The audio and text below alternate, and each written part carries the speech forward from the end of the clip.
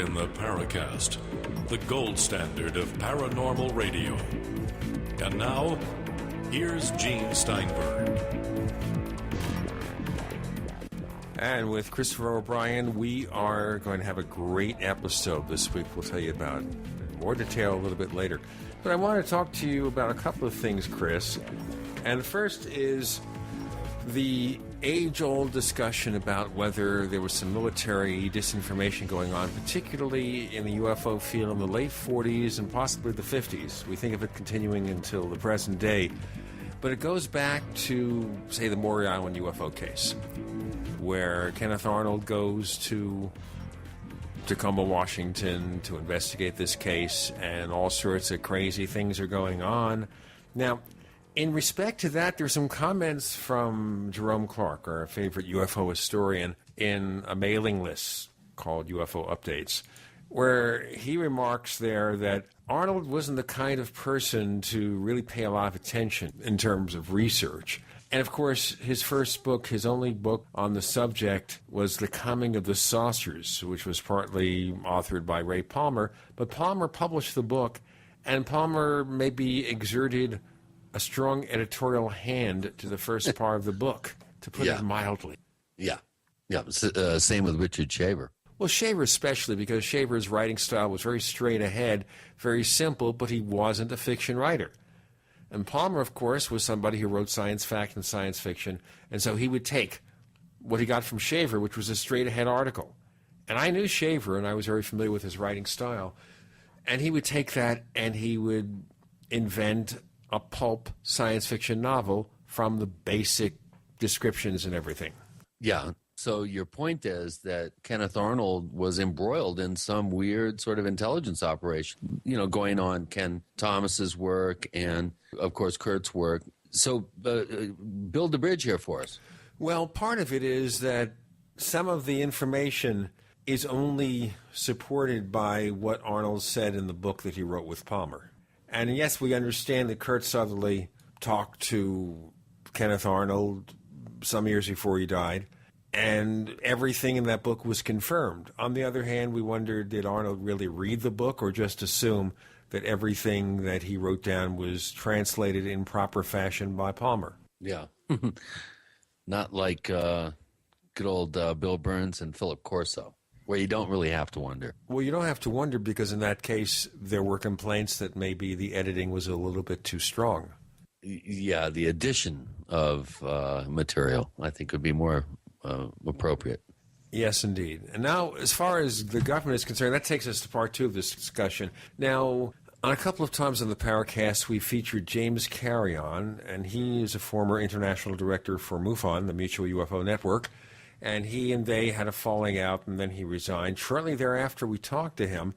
But lately, he's become more or less a skeptic about UFOs. And his position is that some of the stuff that we read about supposedly craft with advanced capabilities in the newspapers, particularly in the late 40s, was not there to report a UFO sighting or some kind of strange event. It was all about spooking the Russians, about maybe the Americans are capable of all this advanced aircraft, we shouldn't attack them.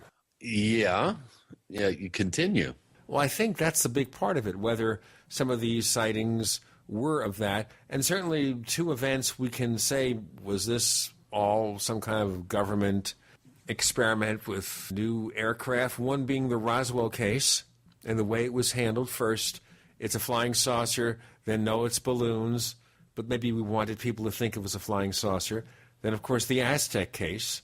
We have the book from Scott and Suzanne Ramsey. The book, of course, is called The Aztec Incident, Recovery in Hart Canyon, and it goes into a great amount of detail about what they found. But a lot of the book is also covering Scully's presentation of the Aztec and also the allegations that two of the key figures in that case were really just con men. So basically what you're saying is James Carrion is falling down behind the assertion that perhaps many of these early 40s events that have now become the thing of myth and legend practically in the culture could have been misidentified U.S. Exotic technology. Or they could have been deliberately fed to the newspapers knowing Right, that people to- would to say, make oh it my appear heavens, we've got all these science fiction movies of the 50s. We have Day the Earth Stood Still. We have It Came from Outer Space. All these movies that are forming part of our culture. My heavens, E.T. is here. But really it wasn't E.T. is here. It is, look, Ruskies, look what we have. Yeah. I think at face value, I don't think that washes. But if you add in the element of disinformation concerning potential exotic technologies that the U.S. maybe had been working on for those 2 years after the war, then it becomes a little bit more believable in my mind as a straight, solid disinformation program just to fake the Ruskies out, if as it were. I'm not sure if I would go there, but piggybacked on top of some sort of technological work that the U.S. was doing with its paperclip scientists. Now, Project Paperclip was interesting. We talked about that in a previous episode, where the German scientist is basically put in a little Rolodex kind of card, and if they do the right thing, they can work for us. If they do the wrong thing, they are exterminated with extreme prejudice. Yeah, ooh. Well, of course, there are lots of possibilities. Oh, yeah. Well, of course, remember that Ian Fleming was an intelligence operative in World War II, and he used his experiences to form the character of James Bond. But if we look at what was going on there, we can look at several possibilities, that some of the aircraft were really secret weapons. Some of it was put there to give the impression that it's really E.T. to cover the testing of secret weapons.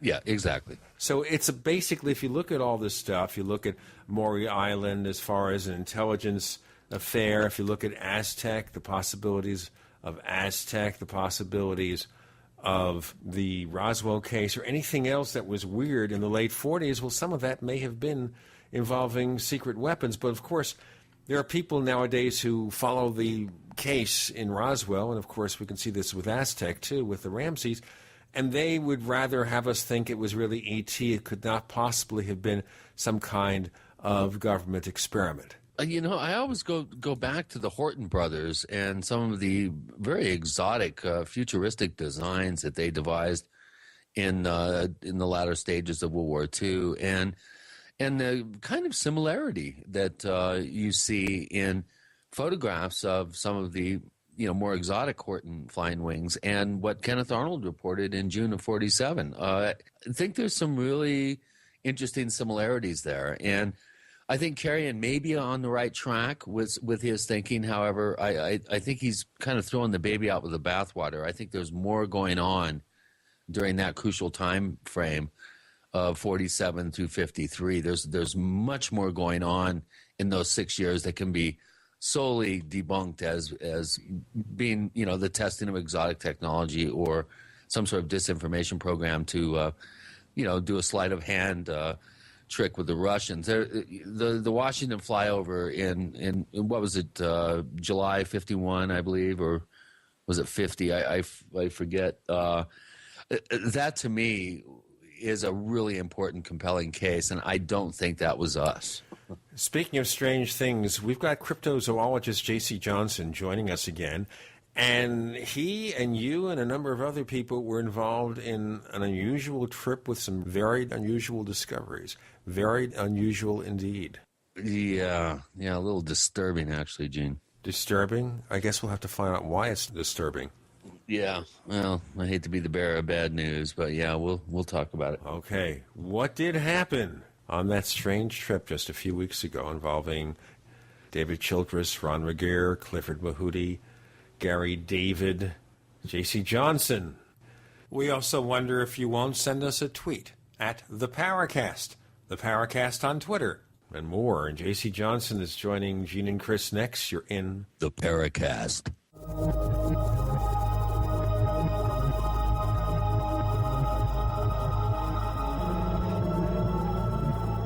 This is typical for many companies these days. Your colleagues work at home. Your colleagues are traveling for business. But you need to get everyone together for an important corporate meeting. Well, I have a solution for you, neighbors. Go to Meeting with HD Faces. You see, this way your team can meet face-to-face while online, no matter where in the world they are and it takes only seconds to set up. You see, GoToMeeting by Citrix allows you to collaborate on files and plans online. And with HD Faces, you just need a webcam to turn your online meetings into a group HD video conference. Of course, you need a computer with HD. We assume you have that. You want to see how easy GoToMeeting with HD Faces is?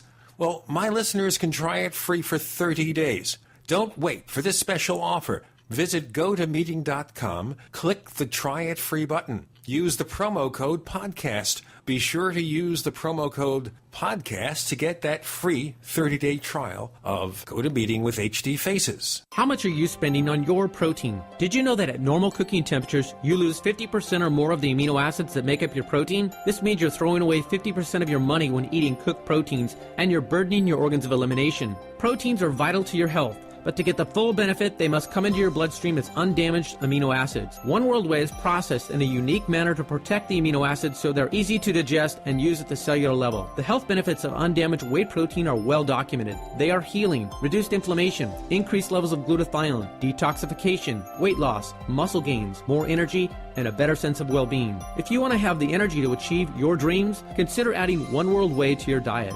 Call 888-988-3325. Mention coupon code KNOCKOUT and you'll receive a free tube of Knockout Pain Cream with your order, which eliminates soft tissue pain in 10 minutes for 90% of users. Call 888-988-3325 or visit oneworldwhey.com. That's oneworld.com. We all know that Berkey water purification systems are the most trusted name in water filtration. As an authorized Berkey dealer for over 6 years and serving thousands of satisfied customers, the Berkey Guy offers amazing specials for Berkey water filtration systems. The Berkey Light systems include a set of self-sterilizing and recleanable black purification elements that purify water by removing chlorine, pathogenic bacteria, cysts, and parasites to non-detectable levels and remove harmful chemicals such as herbicides and pesticides. Order the Berkey Light system today, complete with 2 black Berkey elements for only $231, and the Berkey Guy will ship your order free of charge. With the purchase of a Berkey Light, the Berkey Guy is also offering a set of fluoride and arsenic filters for only $39.99. That's over 30% off the retail price. Call the Berkey Guy at 1-877-886-3653. That's 1-877-886-3653. Or order online at goberkey.com. That's goberkey.com today. If you owe money to the IRS, you can't make the problem go away by yourself. But with the help of Dan Pilla, you can get your problem solved once and for all. Hi, I'm Dan Pilla. For 30 years, I've helped thousands of people solve their tax debt problem, and I can help you solve yours too. We take a very simple but proven 3-step approach to solving your problem. First, we stabilize IRS collection actions so you don't have to worry about the IRS seizing your bank account or paycheck. Next, we build a comprehensive plan to get your tax debt reduced to the fullest extent possible, sometimes even completely eliminated. And finally, we work with you every step of the way to get your problem solved once and for all. Call us for a free consultation. Call 1-800-346-6829. We'll work together to get your problem solved, guaranteed. Dan Pilla has been protecting taxpayers from the IRS for 3 decades, and he can help you too. Call us today at 800-346-6829. That's 800-34-NO-TAX. We'd like to hear from you. If you have a comment or question about the Paracast, send it to news@theparacast.com. That's news@theparacast.com. And don't forget to visit our famous Paracast community forums at forum.theparacast.com. Yes, we have J.C. Johnson returning to the Paracast so soon. So, J.C., the last time you were on, that wasn't too much for you, was it? It never is. Never is. I never seem to shut up either. Hey, I tell you, dude, you're great around a campfire.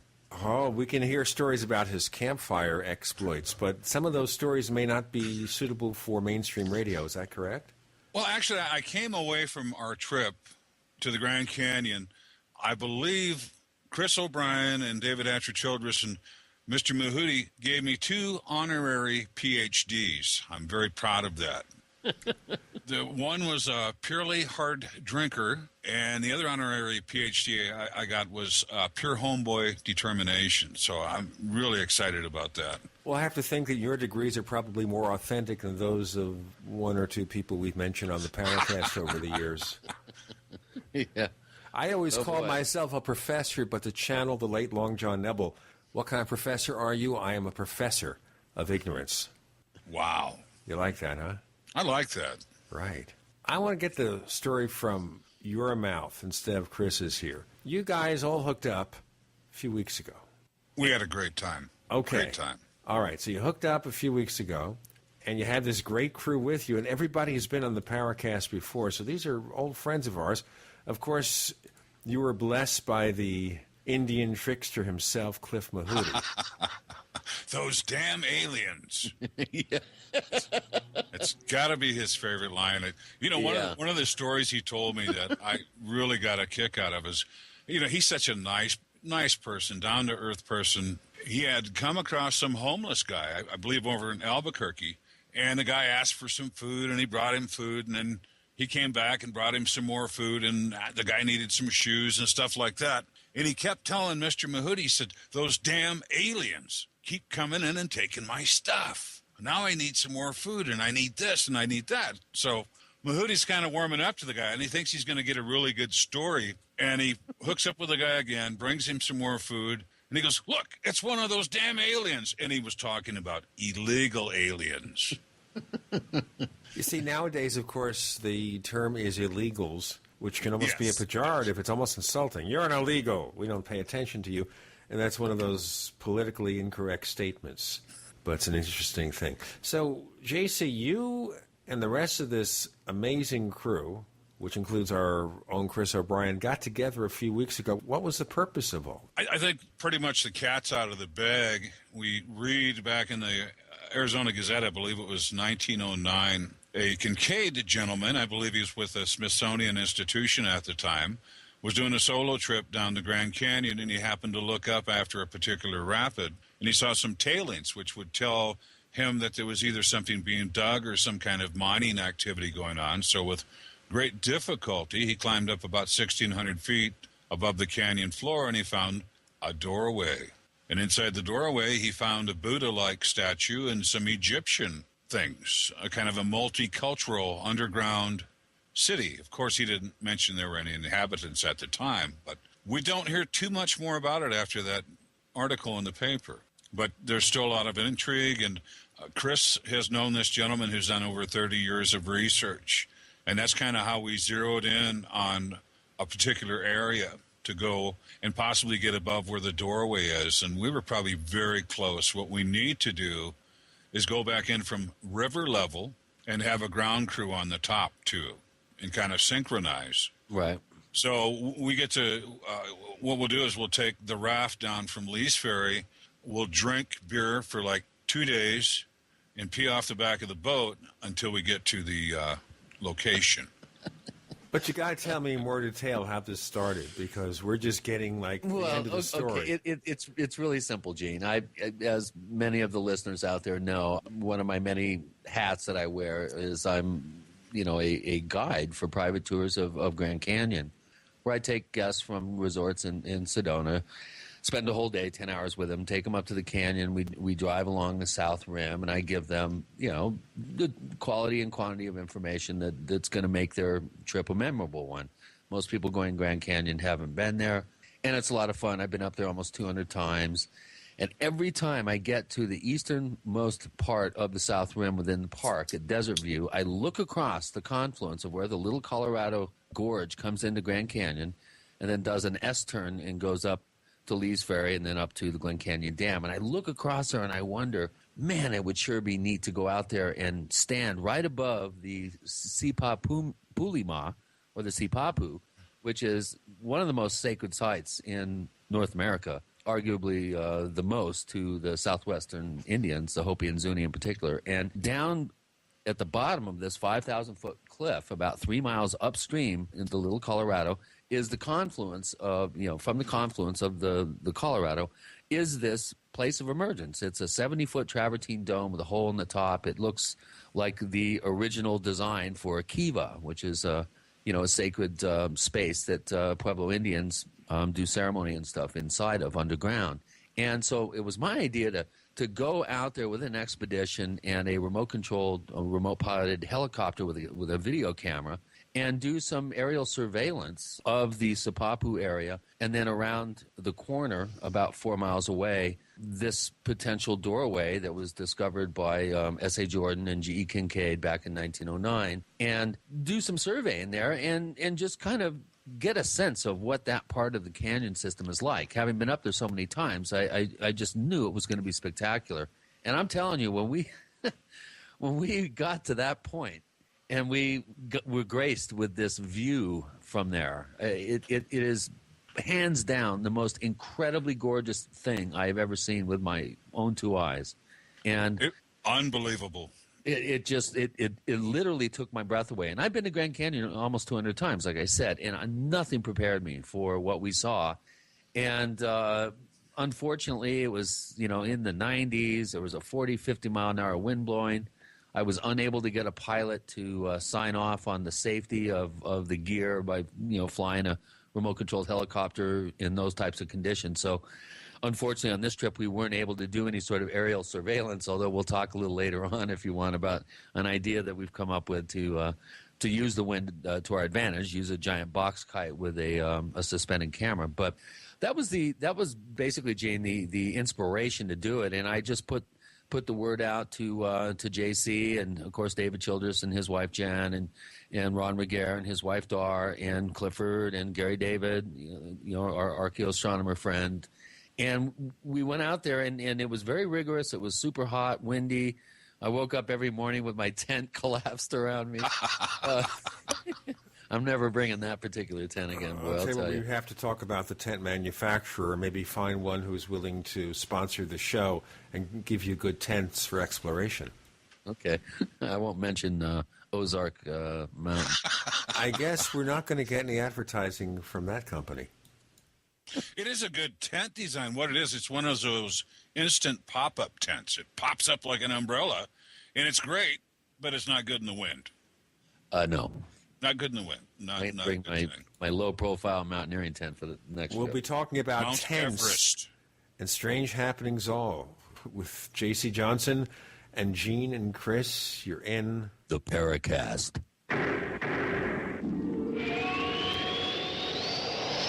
The GCN Radio Network, providing the world with hard-hitting talk radio. GCN.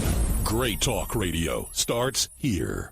If you want to get your website online and you need reliable service, first-class service at the lowest possible price, there's only one place to go. Well, DreamHost has a special promotion with our show where they'll offer you unlimited disk space, unlimited bandwidth, one-click web apps such as WordPress, 24/7 support. You can save over $55. You want to know how? Go to dreamhost.com/radio, dreamhost.com/radio. Fate Magazine provides true reports of the strange and unknown. Keep up with the latest on angels and miracles, psychic phenomena, ghosts, UFOs, life after death, and much, much more. To receive your free issue of Fate Magazine, call now at 1-800-728-2730 or visit their website at www.fatemag.com. That's 1-800-728-2730. What are you waiting for? Your fate awaits.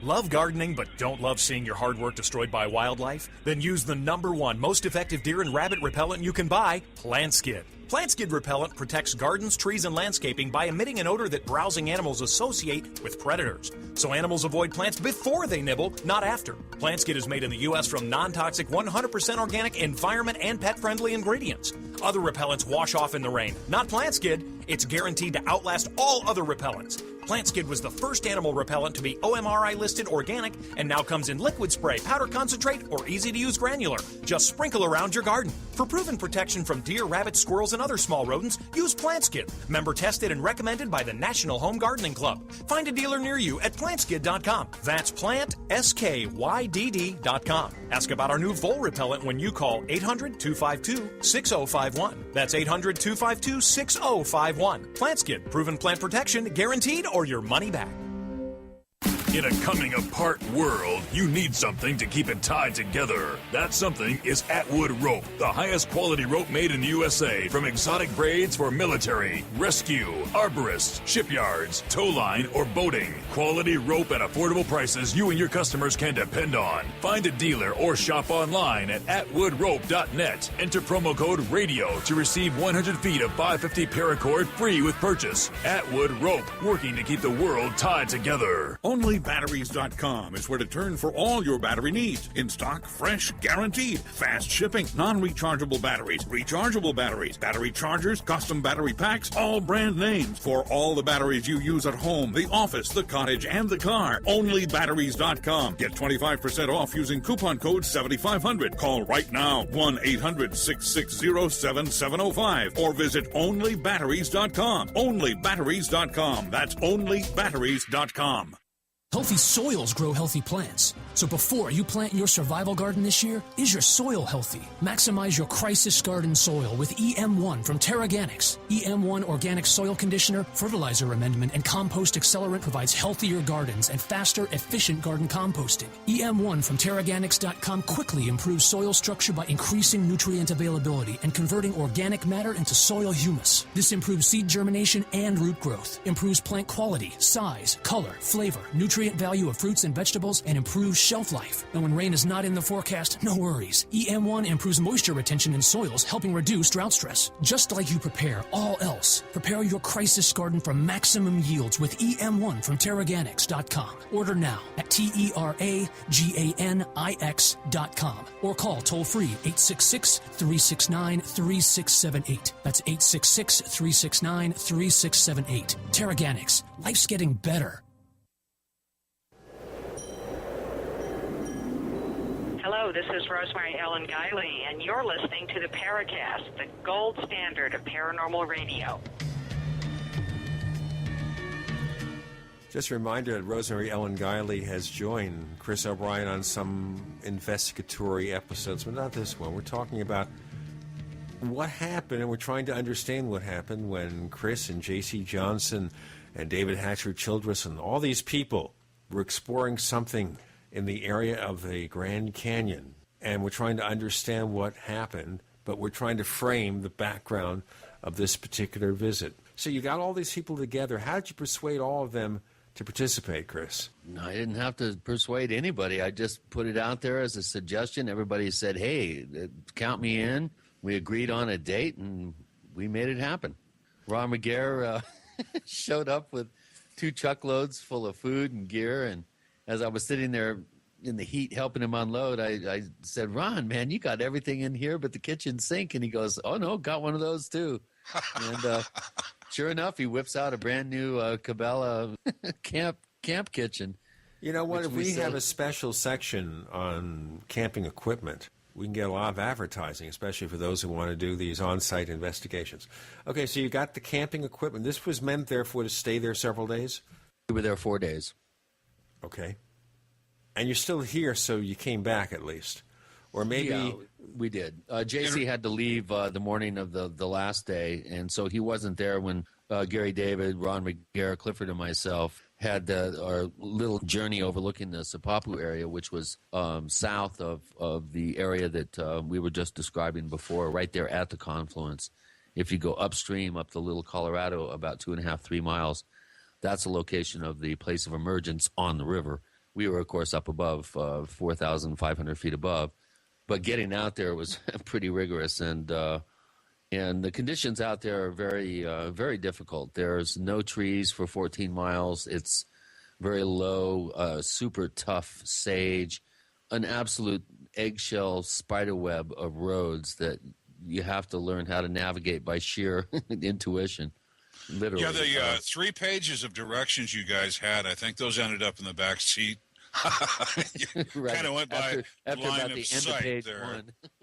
Oh, my At the end goodness. of page 1, we realized that this wasn't working. Turn left at the rock that looks like a bear, and turn right at the bear that looks like a rock. And, yeah, you know, it's tough directions, tough stuff. We made it out there.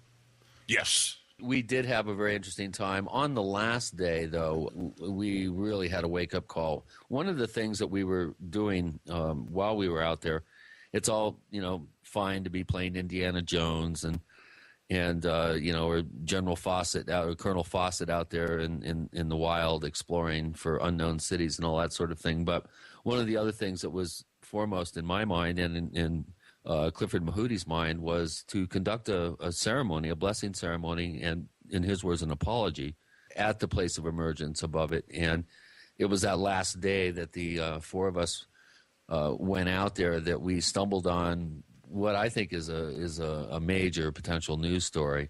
We had noticed as we were getting closer, trying to find the nearest road that would lead us out to the rim.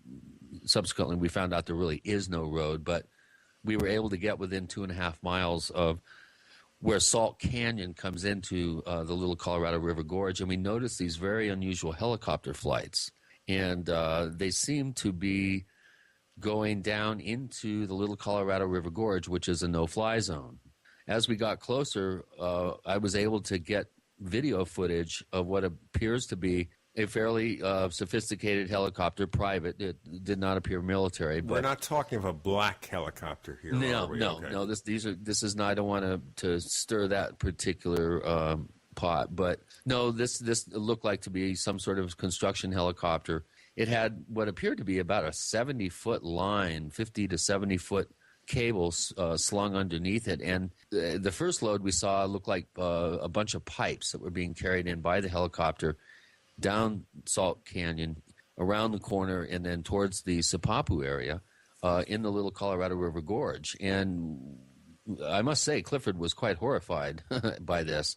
And as we got closer on the return trip, one of the helicopters came within a mile of us as we were driving and immediately altered his flight plan and went down on the deck. And then the next flight that we saw, the one that I was able to actually videotape, they were trying to sneak into the canyon out of our line of sight. But we were just high enough so that we could actually see them about 4 miles away, diving down into the Little Colorado, but entering much sooner towards the head of Salt Canyon, as opposed to flying 500-600 feet above it and then going down.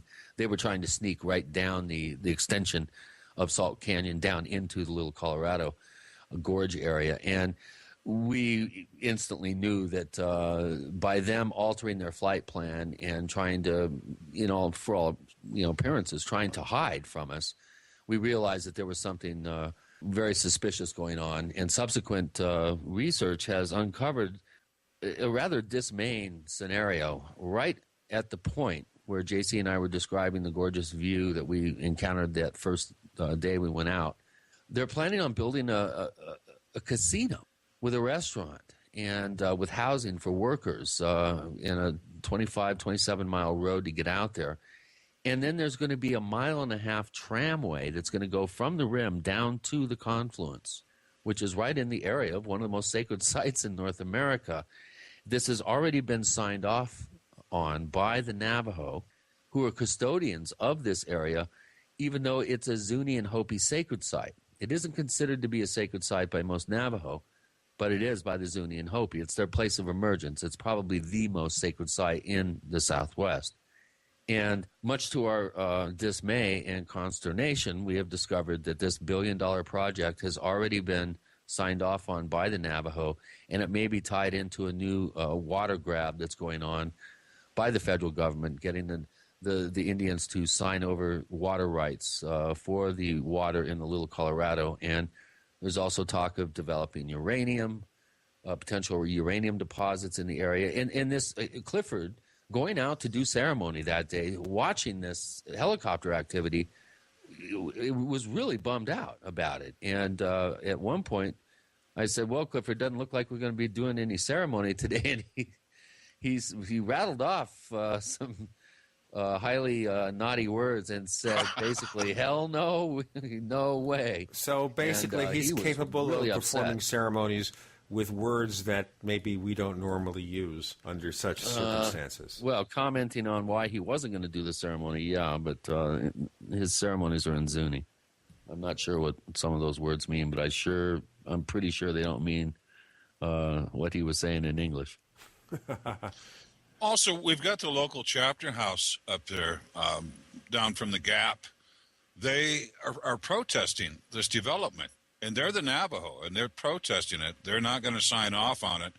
We're trying to stir up some other entities through the Zuni and the Hopi and so forth to try to raise a little bit of hell on this. Because once again, here's how this works. With the tribe, and I've been with the Native Americans on the Navajo side for over 22 years.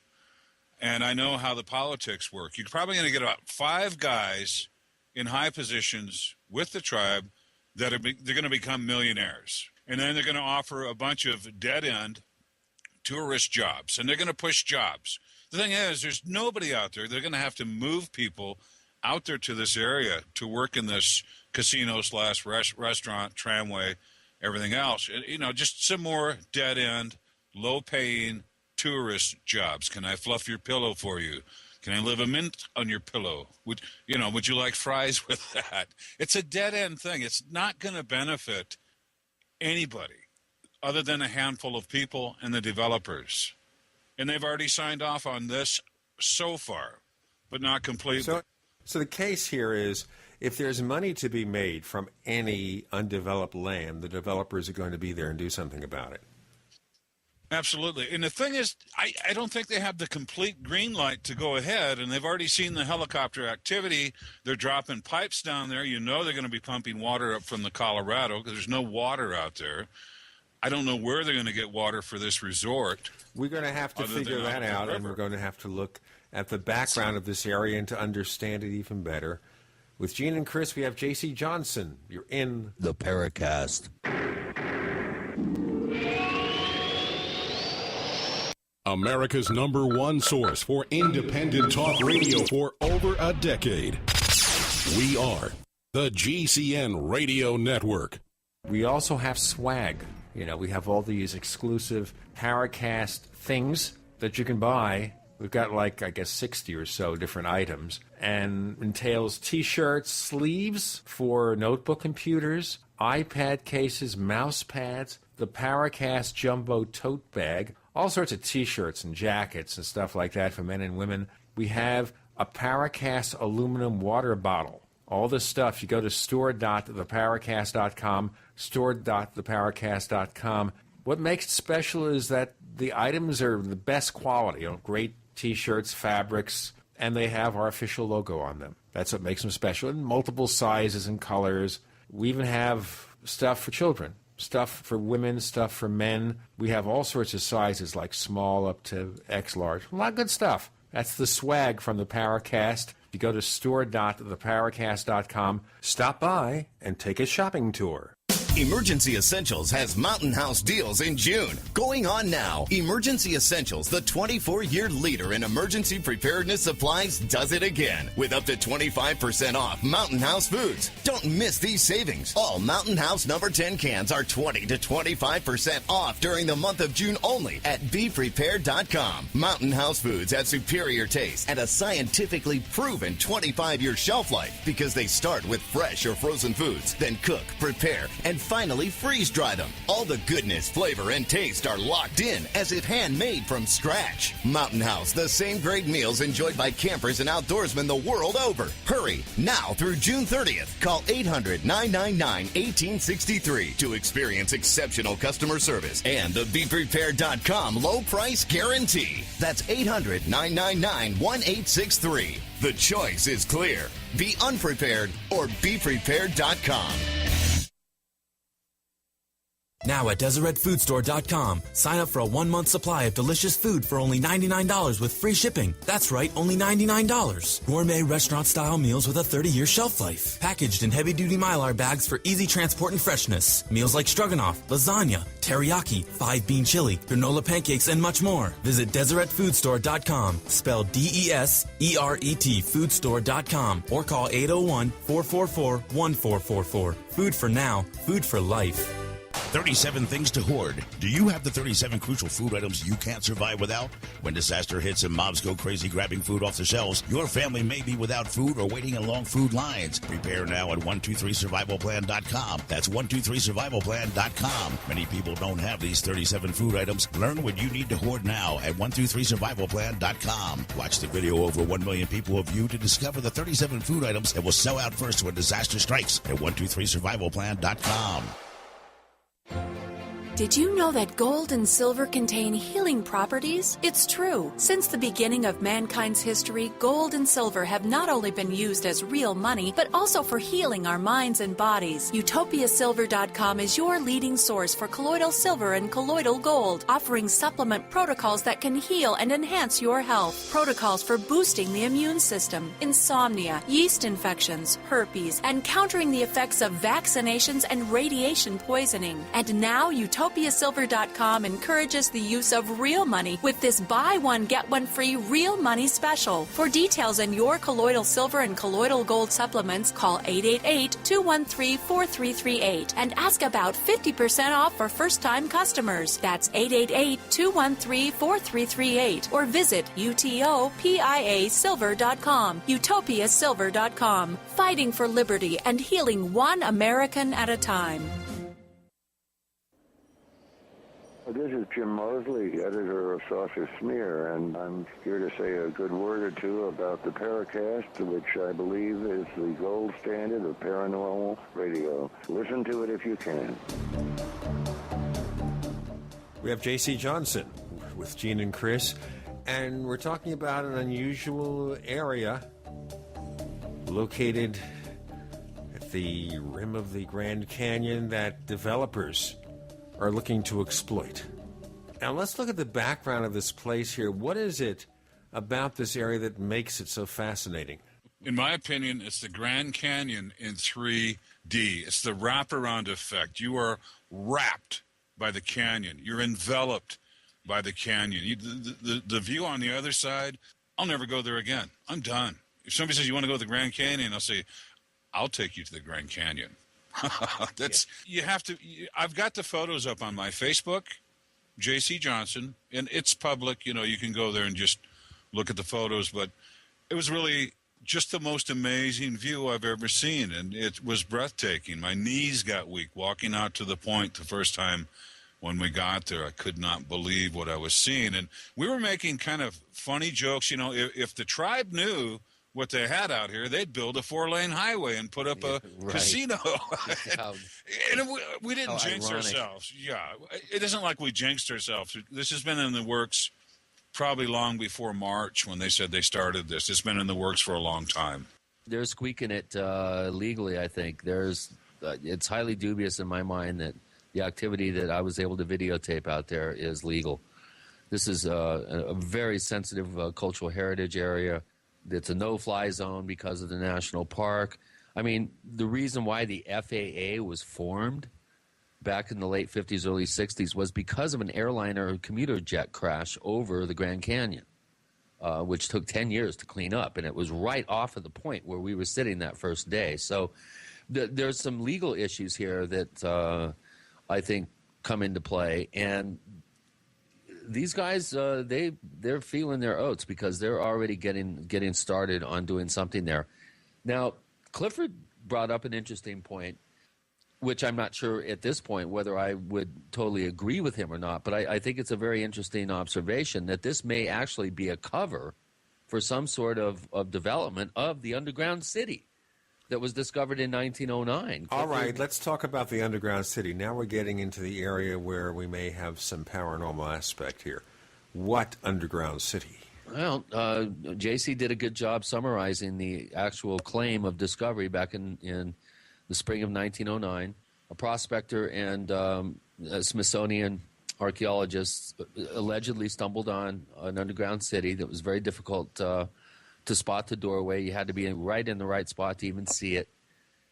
They climbed up there. They went in. They found Egyptian and what appeared to be Tibetan Buddhist artifacts. This is in Arizona. Yes. This is right underneath the area where we were exploring on the east side of the Little Colorado River Gorge where it enters Grand Canyon.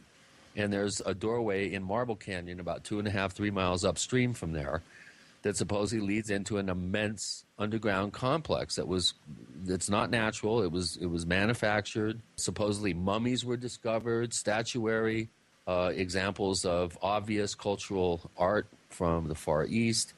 This is where the story gets murky. Allegedly, the Smithsonian mounted an expedition and went out there and spent 3 months. We don't have any sort of documentation of this. Of course, all this has been denied over the years, people that have attempted to backtrack this story. According to the Smithsonian, no expedition was ever mounted, but there are some reports that they did go out there. One rumor has it that they actually were able to remove 109 truckloads of artifacts. Jack Andrews, who's an expert on this particular interesting scenario, claims that isn't correct, that they never actually were able to find the doorway again, which leads one to suspect that if this story is true and if they did actually stumble on this, everything's still sitting there. And if that's the case with our technology today, with ground-penetrating radar, we know exactly where the doorways are. We know exactly the length, width, breadth, and depth of this particular complex. According to Clifford, he has a hunch that they may be down there, a combination of cleaning the place out and expanding it for the mucky mucks when the Mayan calendar ends and Y2012K happens and everybody else dies. That somebody has already got a leg up on going underground and being prepared for these earth changes supposedly about to occur. Now, that's obviously, we need to look at that with a big block of salt, but I find it very intriguing that the place of emergence should be just right there where supposedly an underground city is. It's kind of hard not to put two and two together, and JC has a theory that it's been inhabited. Okay, JC. That if it's there. JC, you're here. I want to hear your theory in full detail. Let's explain it to our listeners. We've got other stories and different reports and things coming out of the canyon where you virtually walk through a canyon wall into an underground, as you will, facility. Just walking through a holographic type rock structure, you walk right in through it. And there's a lot of talk about that with even the Native Americans walking through a wall, basically a wall. And there's people there still. In the Hopi creation story, we've got a situation where they were kept underground for a fire incident. There was fire going on, so they were kept safe underground. And later there was an ice incident, and they were kept safely underground by the ant people. The ant people? Yeah. Sounds almost like Flash Gordon. You had the clay people, now you have the ant people. You also have the uncle people? I don't know. I'm sorry, that's a bad one, but I couldn't help it. Okay, explain who the ant people are. They fed them, took care of them while they were being sequestered underground for whatever disastrous thing that were happening up on the surface. And then they were let out. And now they're out into the fourth world. And this is the last three world. times. Yeah. This has happened 3 times in the past. So this is an area rich in stories, culture, significance to these Native Americans. And they're going to put a resort and a casino there. Does that also mean, JC, that they're going to basically destroy the underground city completely or just build over it or what? If I know what I know of Smithsonian, if they can't put it in their little box and explain it, then they will put it in a box and they'll hide it. That's how they work. We've got just like that last scene in Raiders of the Lost Ark. Exactly. We've probably got, there's over 300 skeletons down in the basement of Smithsonian. With the proper credentials, you can go down there and look at them. They're never going to put them on display because they're between 8 and 14 feet tall. Some of them are pushing 16 feet tall. And they don't fit into their box. So they're just going to leave them in the basement. They can't explain it in our human history where these giants came from. This is basement logic. Yeah, basement logic. It's not even like a Warehouse 13. Warehouse 13, of course, is the Sci-Fi Channel show. You know what I'm talking about, where they have all these amazing artifacts of history stored, but those are living artifacts almost. Here, it's just like hiding everything. They're hiding lots of things. Lots of things. And I think they're like the original CIA, you know. Okay, cover this Grand Canyon thing up. We don't want any foreign countries having claim to having been here long before the Native Americans or anyone else. We don't want this to get out. So hide it. We can't have the ancient Egyptians in America. How could that be? How could they get here? How would they know we even existed? Didn't Columbus discover America? Oh, wait, the Indians were here first. I don't think they were prone to be discovered either. Wasn't a good time for them. There's information, Gene, that cavemen from the south of France were able to come and cross the ice flows that were all connected in the wintertime in off of northern Europe and ended up in America 20,000 years ago. We know this for a fact. We have Silurian points and other artifacts that absolutely slam dunk prove that European, Cro-Magnon man, if you will, or cavemen actually were in America way before the land bridge theory, which has been prevailing for 50 years now, about the migration from Asia of the Athabascan people down into America 12,000, 13,000 years ago. This is pretty much sure there were waves of immigration, but we do know that there is evidence that has been verified of earlier inhabitation here. And there's also evidence that suggests the Micmac Indians of southern Canada and the east actually may have emigrated the other way and developed into what are now called today the Picts, the blue-faced diminutive beings of the northern British Isles. So, as time goes on and academia, kind of lurches forward inch by inch, more and more of this paradigm-shifting information is being accepted as mundane. And we find out more and more. And I think this whole idea of an underground city at Grand Canyon makes perfect sense when you look at the oral tradition of the primordial cultures on this continent. With Gene and Chris, we have J.C. Johnson, and that means you're in the Paracast. Are you tired of searching for great talk radio? Something more important. Search no more. We are the GCN Radio Network.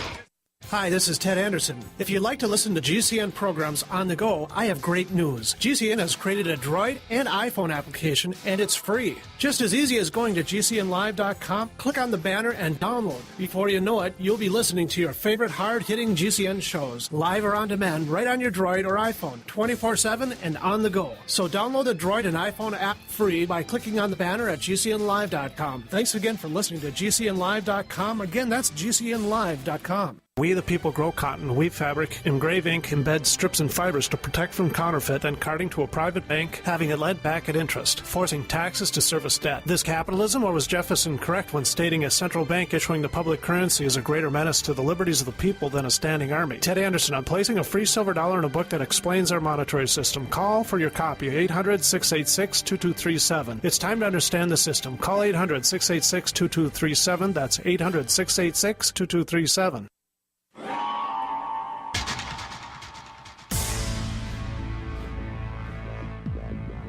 Welcome back to the Paracast, the gold standard of paranormal radio. And now, here's Gene Steinberg. So if the developers have their way, this underground city may be shut from access forever or hidden away that people who want to explore what's going on there will not be able to. Or maybe they want to just keep it for themselves. I would guarantee you if Smithsonian did abscond all of the artifacts that they wanted, they probably would have floated them down the river to El Tovar and taken them out by mule. And when Could they were that done, have been done already or what? I think so. And when they were done, they probably blew the door again. And you can't clean up a mess like that. I think we can get down below with the information we have and fairly well pinpoint and find this door, and we'll open it up again. How close did you get on this voyage? That's where we need to, some other techniques, some other alternative techniques to kind of take a look at some different situations. And Chris came up with a wonderful idea, floating a kite over the rim with a camera. And you can drop it down. With all the wind current going on there, you could put a kite up there all day and drop it down below the rim, and the wind would keep it up. And I think that would be very interesting. Chris, would anybody stop you from doing this, or do you think you can get away with it? Because this is really getting interesting. No, there's no restrictions for kite flying. We're just out here flying a kite, Ranger. Yeah. No laws against that.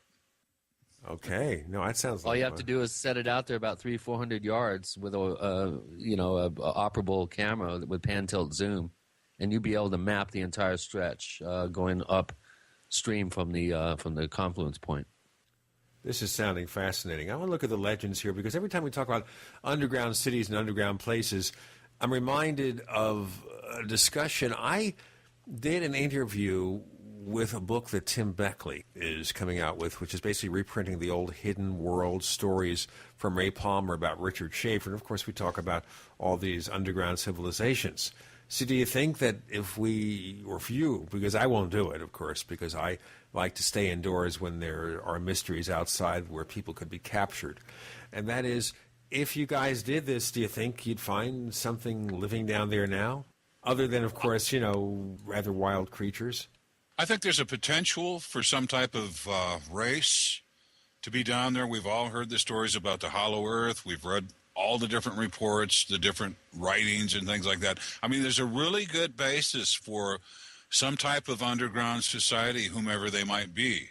And, of course, it's those damn aliens. No, we don't know.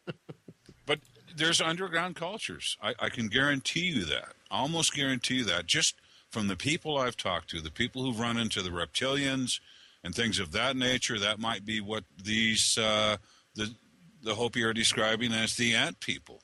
Well, maybe describe more about the legends that regard that particular area. What's been reported there? You're a cryptozoologist. Do we have Bigfoot over there?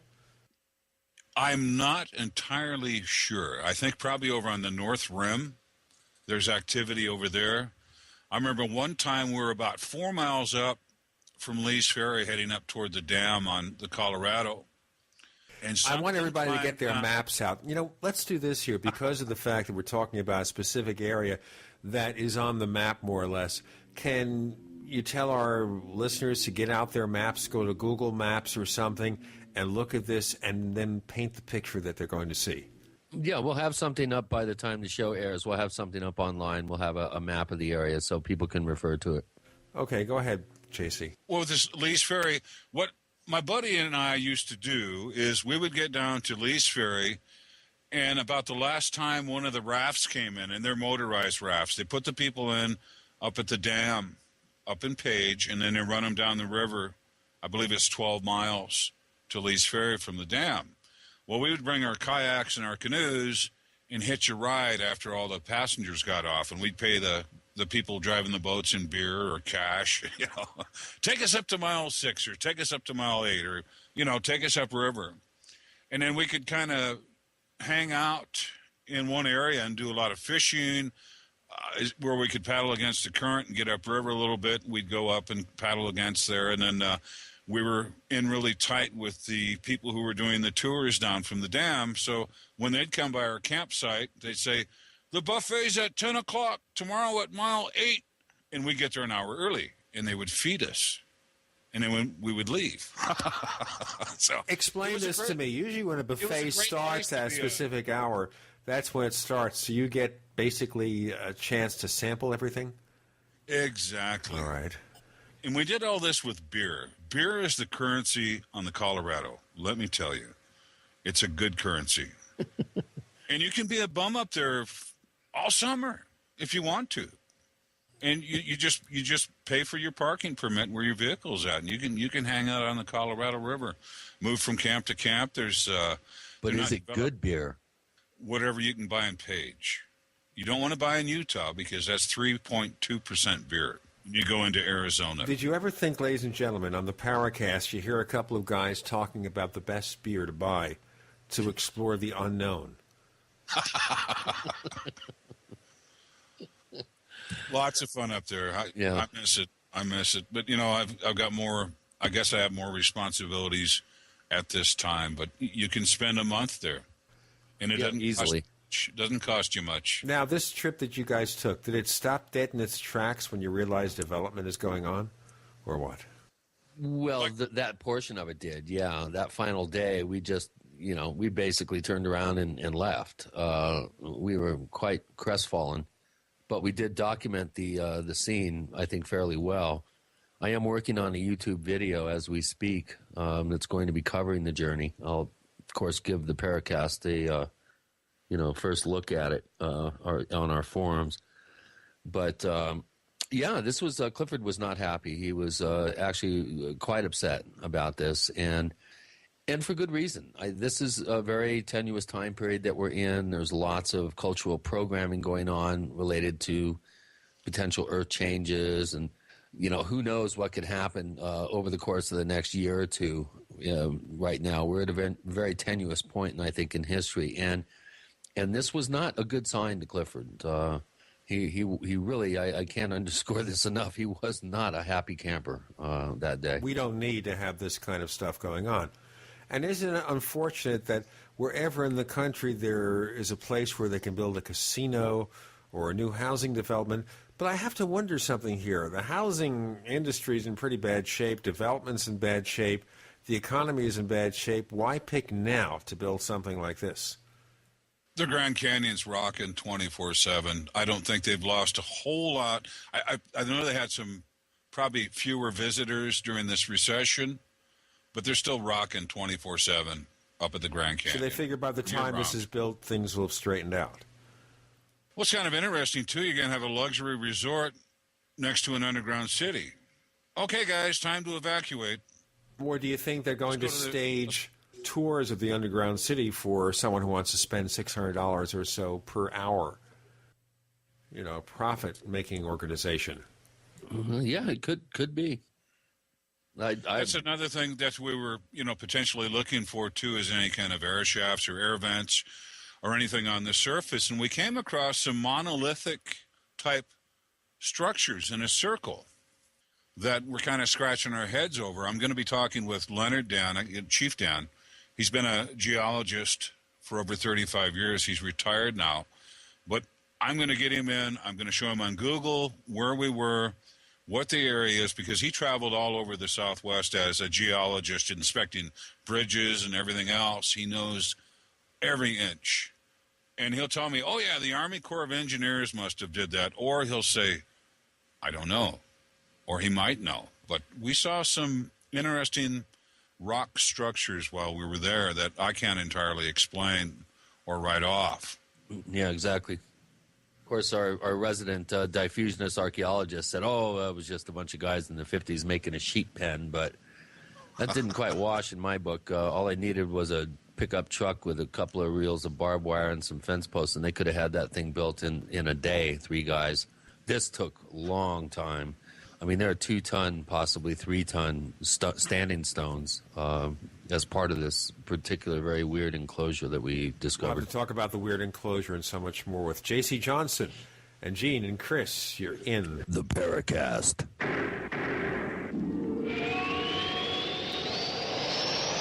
Ray Perkins, a reclusive veteran burned out from the Gulf War, lives tortured by relentless, perplexing nightmares.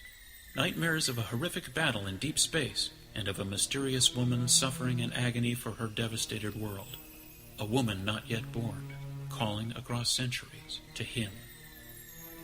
Then, a coincidence leads him to his destiny, his chance to alter the universe. Attack of the Rockoids. The former fiction editor for Star Wars and Indiana Jones, Robert Simpson, writes, the soul of the novel Attack of the Rockoids lies in its heart and passion for building a convincing tale of a love that spans a galaxy. A thrilling story. Attack of the Rockoids is available now.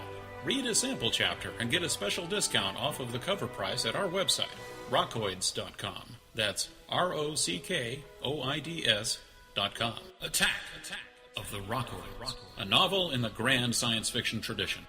American gardeners and fellow patriots, make the right choice with your money, time, and your family food supply. Choose 100% pure heirloom seeds in the Survival Seed Vault from MyPatriotSupply.com. Why spend more? The Survival Seed Vault from MyPatriotSupply.com is only $37.95 and includes 20 varieties of pure, hardy, easy-to-grow heirloom seeds. Yes, only $37.95. That's 70% less than our competitors. You could buy 3 Survival Seed Vaults for less than one of theirs. The Survival Seed Vault from MyPatriotSupply.com MyPatriotSupply.com includes detailed planting and seed-saving instructions and ships same day. Plus, all orders over $49 ship free. MyPatriotSupply.com is American-owned by patriots like you, passionate about freedom and preparedness. Call now, 866-229-0927. That's 866-229-0927. Or discover more emergency preparedness items when you order at MyPatriotSupply.com. Choose the original. Choose the Survival Seed Vault at MyPatriotSupply.com.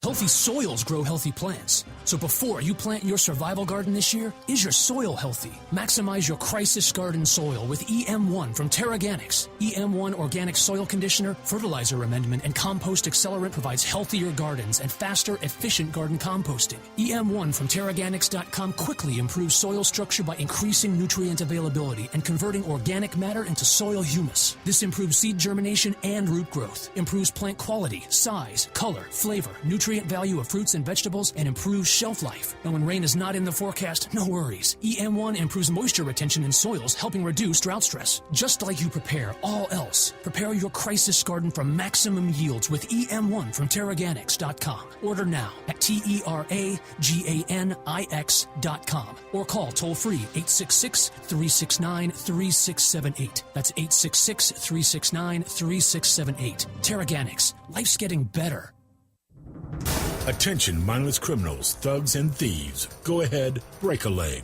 American homeowners are fed up with your door kick-ins and forced entries. We now dare you to try your boot against any door reinforced with the Door Sentinel. The Door Sentinel pack includes a steel door jam plate with 3.5-inch screws, a lock shield, and hinge shields. The Door Sentinel installs in minutes, securing any front, side, or back doors, even French doors. Criminals, be forewarned, your leg will break before the Door Sentinel will budge. Even if you have an alarm system, back it up with the Door Sentinel. Basic products starting under $20. Order your Door Sentinel today for your home, garage, or any building you own or rent at mysafedoor.com. That's mysafedoor.com or call 678-648-6757. That's 678-648-6757. Get your peace of mind back with Door Sentinel. The Door Sentinel.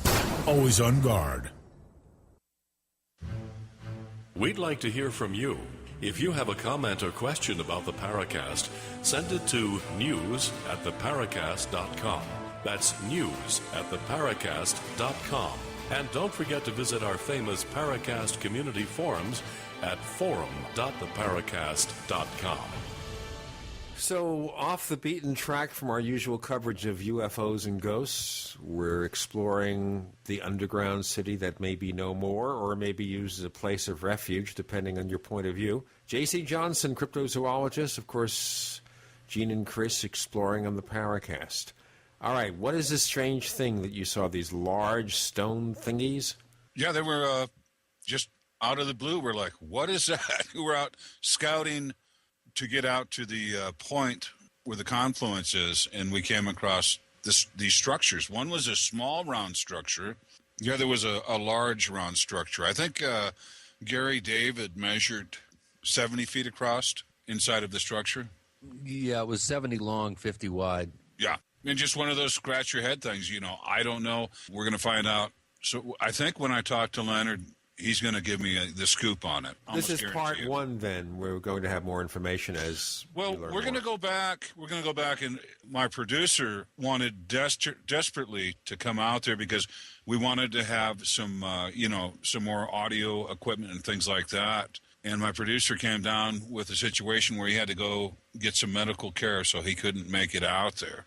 He wants to return, but when we return, we're going to have everything we need, and we'll have a budget.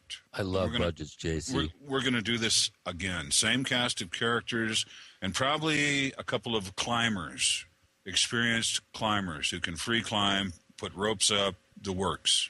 And we're going to do it again. We'll do it again. And one team will be on the river coming up with the climbers, and the other team will be on the rim exploring ahead of them with the surveillance equipment. Yep. We got it all planned out. But this was just an exploratory situation with the world's most amazing view, is what it comes down to. And a really cool campsite that we found at the Bodaway Gap there. The nearest trees, Gene, are 14 miles away. And the last stretch of trees that we could find near the area is where we ended up setting up our base camp. Let me just ask you here. This involves a lot of mountain climbing as part of this because of the Grand Canyon connection? It will. All right. I guess I can't come. Eventually.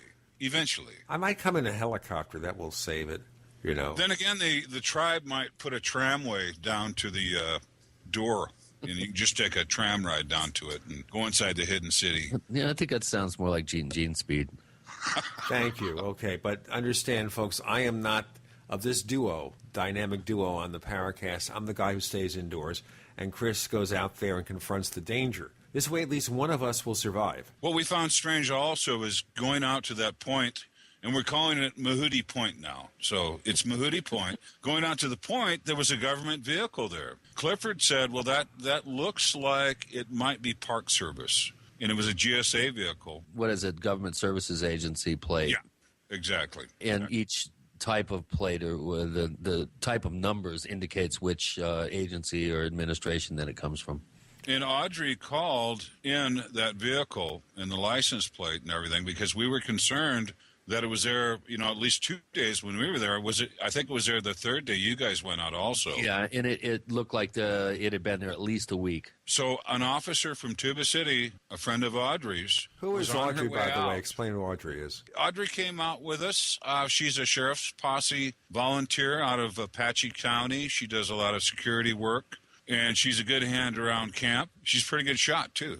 So this all works out good. So she called in the GSA vehicle.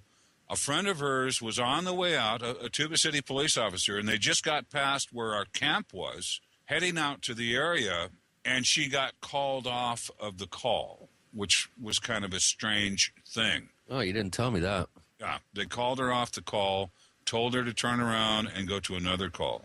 And that somebody else was going to take care of it. So some more weirdness for you. Okay. Let's look more deeply at this place here, not just your trip. The underground city, what about legends surrounding the underground city? Strange creatures, stuff like that. What kind of history does it have? I've just been doing some reading from some different authors and some different people who are talking about folks who, one particular case, this person rode a donkey down into the canyon to a point, and the Native American guide said, from here on in, I have to blindfold you. So this person was blindfolded.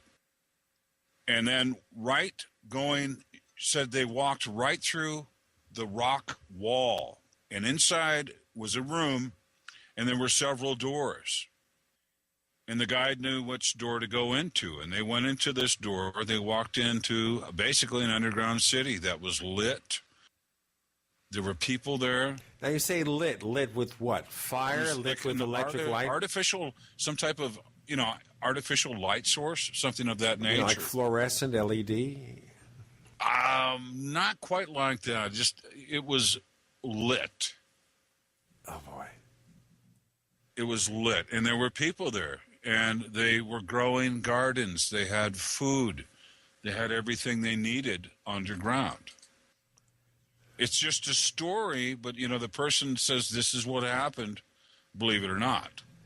It starts to sound like either an underground refuge in case of some kind of natural or unnatural disaster on the surface, or another civilization living down there. Well, and this isn't the only entrance either. I have a suspicion that there's more than one entrance to this particular complex. This, Chris, is then the normal public entrance that we are aware of. It's the only one that we're aware of because of the 1909 discovery by Kincaid and Jordan. But I've been told, and I've done quite a bit of research about this particular aspect of Western Native American lore.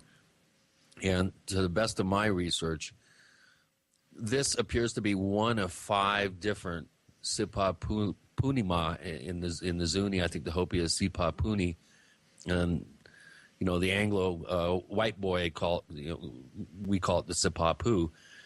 There seems to be at least 4, if not a 5th, entrance into some sort of antediluvian or ancient tunnel system.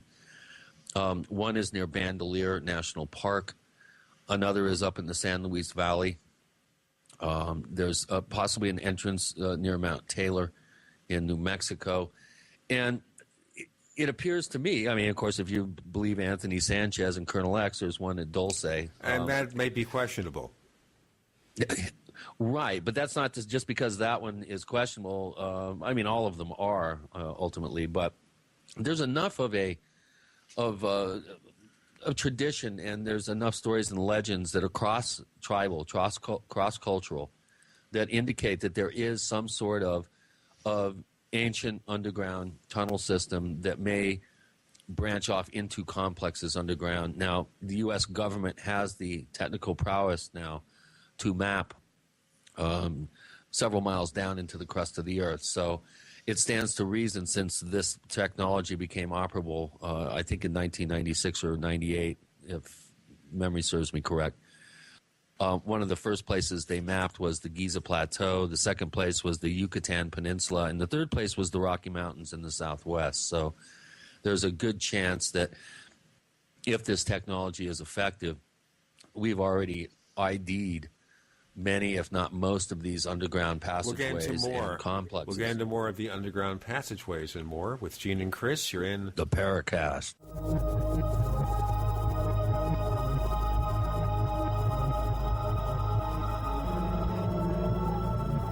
The GCN Radio Network, providing the world with hard-hitting talk radio. GCN.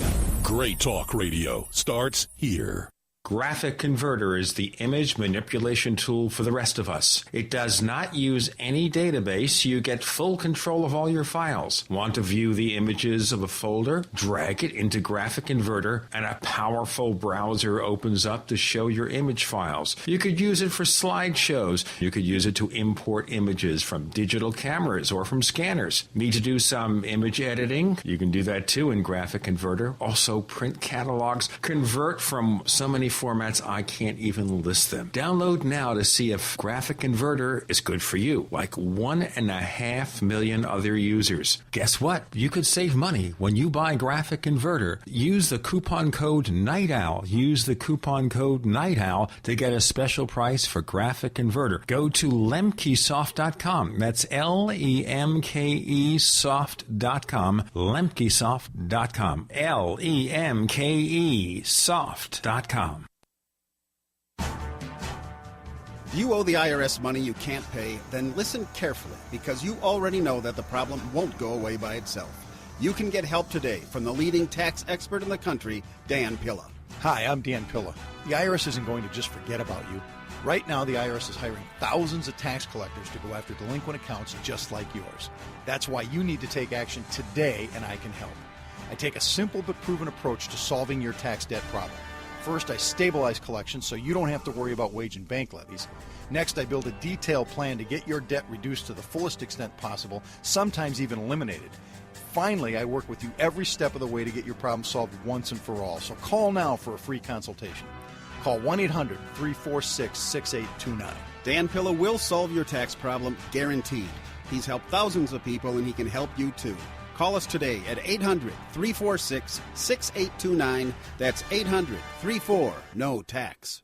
In a coming-apart world, you need something to keep it tied together. That something is Atwood Rope, the highest quality rope made in the USA, from exotic braids for military, rescue, arborists, shipyards, tow line, or boating. Quality rope at affordable prices you and your customers can depend on. Find a dealer or shop online at atwoodrope.net. Enter promo code RADIO to receive 100 feet of 550 paracord free with purchase. Atwood Rope, working to keep the world tied together. OnlyBatteries.com is where to turn for all your battery needs. In stock, fresh, guaranteed. Fast shipping, non-rechargeable batteries, rechargeable batteries, battery chargers, custom battery packs, all brand names for all the batteries you use at home, the office, the cottage, and the car. OnlyBatteries.com. Get 25% off using coupon code 7500. Call right now, 1-800-660-7705, or visit OnlyBatteries.com. OnlyBatteries.com. That's OnlyBatteries.com.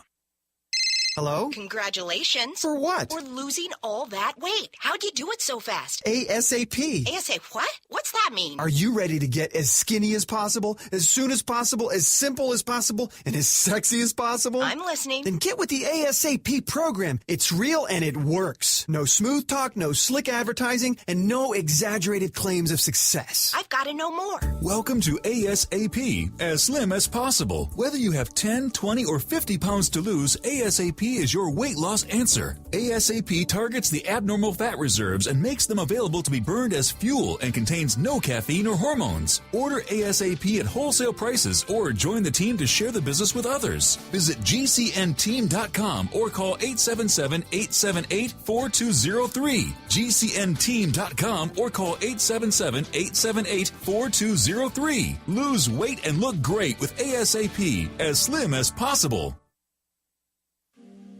Hi, this is Don Ecker, and you are tuned into the Paracast. Let me tell you what, you're going to hear stuff here that you probably won't hear anywhere else.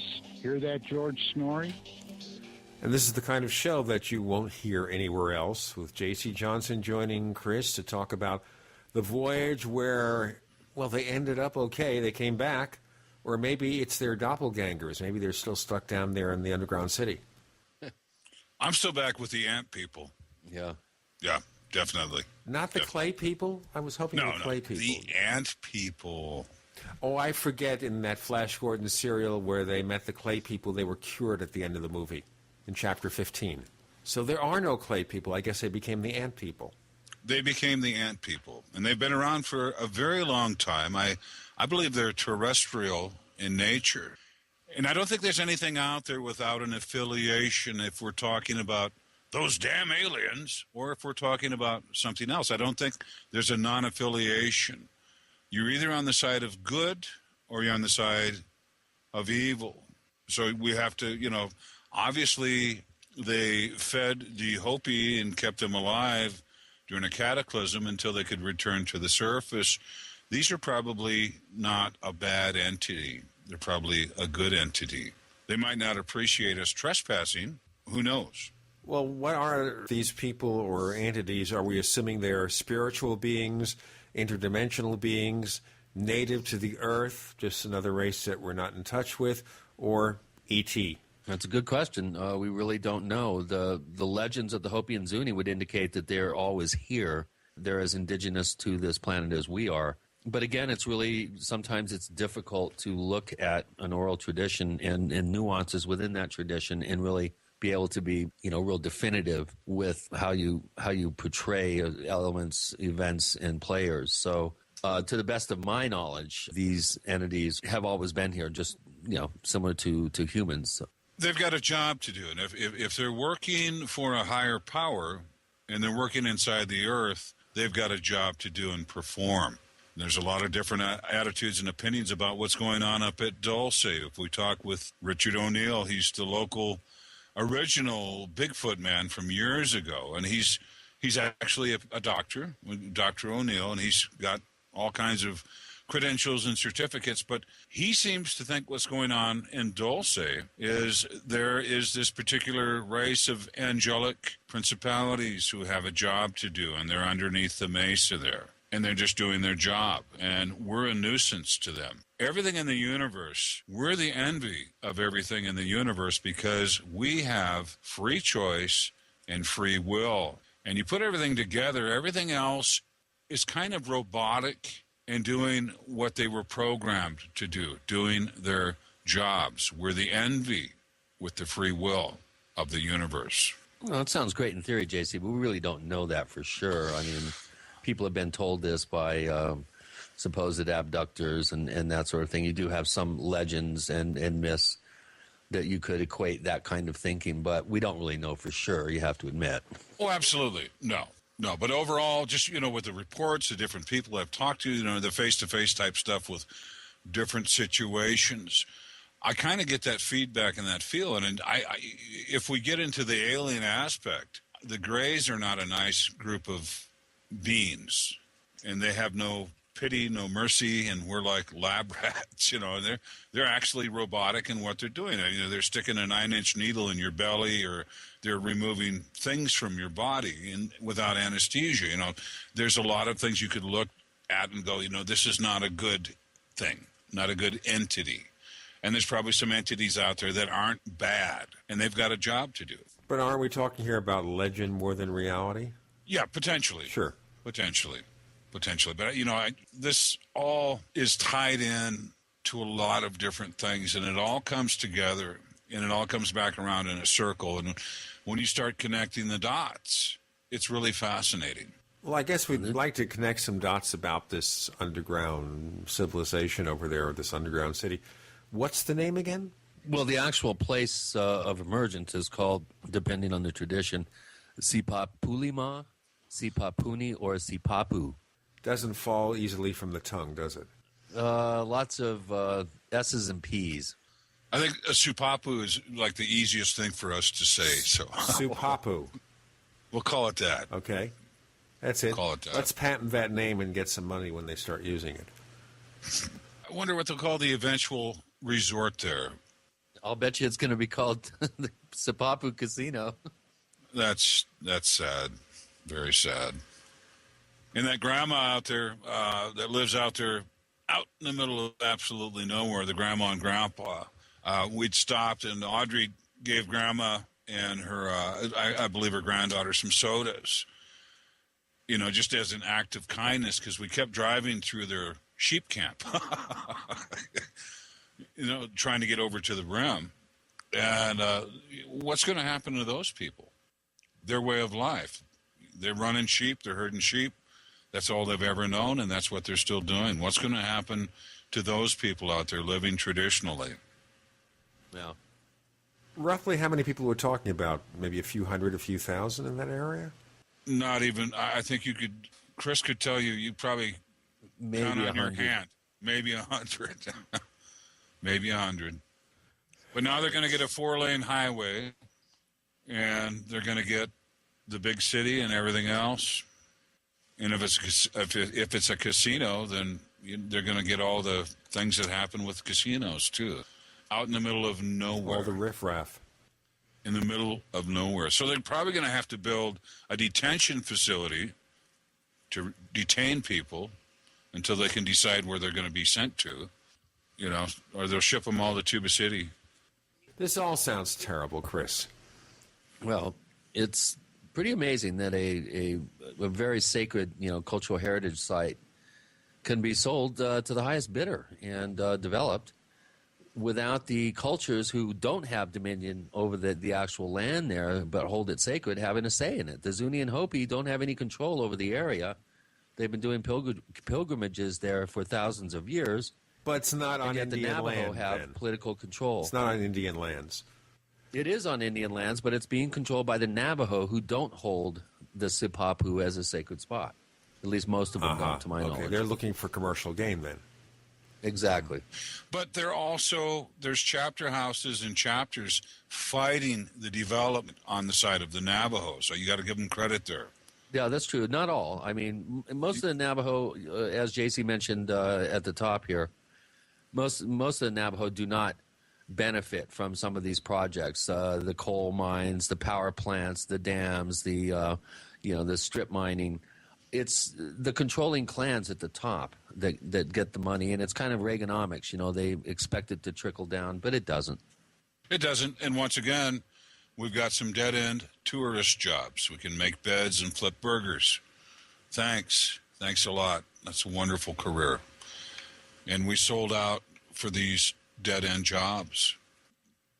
But I want to look more at the legends of the underground civilization, how these places might have been visited by the ancient Egyptians and so on and so forth. Now, since then, have there been regular trips to explore what's going on inside, or what? I don't think Chris would tell you the same thing. I don't think we have any further information about anyone finding the door again or going back inside this underground complex. I don't think we have no information of that. No. That anyone's returned to that area and found the doorway and gone into the city. We don't know that. No one's published anything about it. No one's talked about it. Does seem strange, though, this kind of discovery, and no one comes back. Well, again, there is a rumor that the Smithsonian spent 3 months out there, but I have yet to really fully accurately verify that. We need to get Jack Andrews. If there's an interest out there in the Paracast audience, there is a guy who's been studying this particular scenario for over 30 years. Let's talk about this in more detail on our next segment. If you have a comment or a question about the Paracast, please write us. news@theparacast.com. That's news@theparacast.com. Or send us a tweet at the Paracast on Twitter. With Gene and Chris, you're in the Paracast.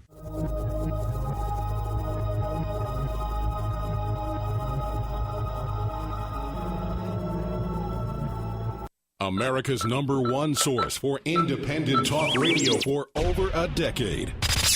We are the GCN Radio Network. Whether it's personal mail, whether it's business email, you want reliable, dependable delivery, freedom from spam, freedom from viruses. Well, Polaris Mail offers professional email hosting services for your personal or small business use. Each account uses 25 gigabytes of storage, an easy-to-use webmail interface, and full mobile sync. Sign up today for a 30-day free trial at polarismail.com, polarismail.com. So here's what happened. I was placing an order online. The site went down. It just stopped responding. It took hours before it returned, but I'd already placed the order with another company. If your site goes down, you could lose business. And if you have a business or personal site, you'll want to know it's easy to run and it will stay online.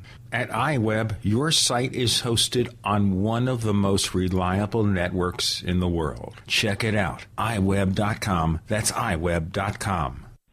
Love gardening but don't love seeing your hard work destroyed by wildlife? Then use the #1 most effective deer and rabbit repellent you can buy, Plant Skid. Plant Skid repellent protects gardens, trees, and landscaping by emitting an odor that browsing animals associate with predators. So animals avoid plants before they nibble, not after. Plant Skid is made in the U.S. from non-toxic, 100% organic, environment, and pet-friendly ingredients. Other repellents wash off in the rain. Not Plant Skid. It's guaranteed to outlast all other repellents. Plant Skid was the first animal repellent to be OMRI listed organic and now comes in liquid spray, powder concentrate, or easy-to-use granular. Just sprinkle around your garden. For proven protection from deer, rabbits, squirrels, and other small rodents, use Plant Skid. Member tested and recommended by the National Home Gardening Club. Find a dealer near you at plantskid.com. That's plantskydd.com. Ask about our new vole repellent when you call 800-252-6051. That's 800-252-6051. Plant Skid. Proven plant protection, guaranteed, or your money back. In an emergency situation, would you drink contaminated water? You could if you had the amazing LifeStraw from MyPatriotSupply.com. LifeStraw is the most advanced personal water filter available today. It filters contaminated water from almost any source. LifeStraw is lightweight and compact, perfect for hiking, camping, or in an emergency like a flood. LifeStraw is easy to clean, comes with a 1-year warranty, and has been used worldwide since 2005. Get the amazing LifeStraw personal water filter at MyPatriotSupply.com. Plus, check out Survival Seed Vault, 20 seed varieties for only $37.95. Tattler canning lids, long-term storable foods as low as $69.95, and much more at MyPatriotSupply.com. Enjoy stress-free shipping on all orders over $49. Call 866-229-0927 or visit MyPatriotSupply.com. That's 866-229-0927. MyPatriotSupply.com for emergency preparedness, self-reliance, and food independence. Introducing a diabetes breakthrough, an easy, natural, organic way to bring relief to diabetics. Introducing MDS Forte, a concentrated super-strength extract formulated for those who are looking for relief. What can MDS Forte do for you? MDS Forte reduces glucose levels safely and effectively, reduces cholesterol and triglyceride levels, increases HDL or good cholesterol while reducing LDL or bad cholesterol. MDS Forte reduces A1C, improves eyesight and circulation to the limbs, and helps with weight loss. Is non-toxic, caffeine-free, 100% natural, 100% organic, and comes with a 100% money-back guarantee. Waiting for the side effects disclaimers? With MDS Forte, there are none. Order a 25-day treatment of MDS Forte by calling 213-405-5355. 213-405-5355. Or visit bestbloodsupport.com. That's bestbloodsupport.com for MDS Forte, a diabetes breakthrough.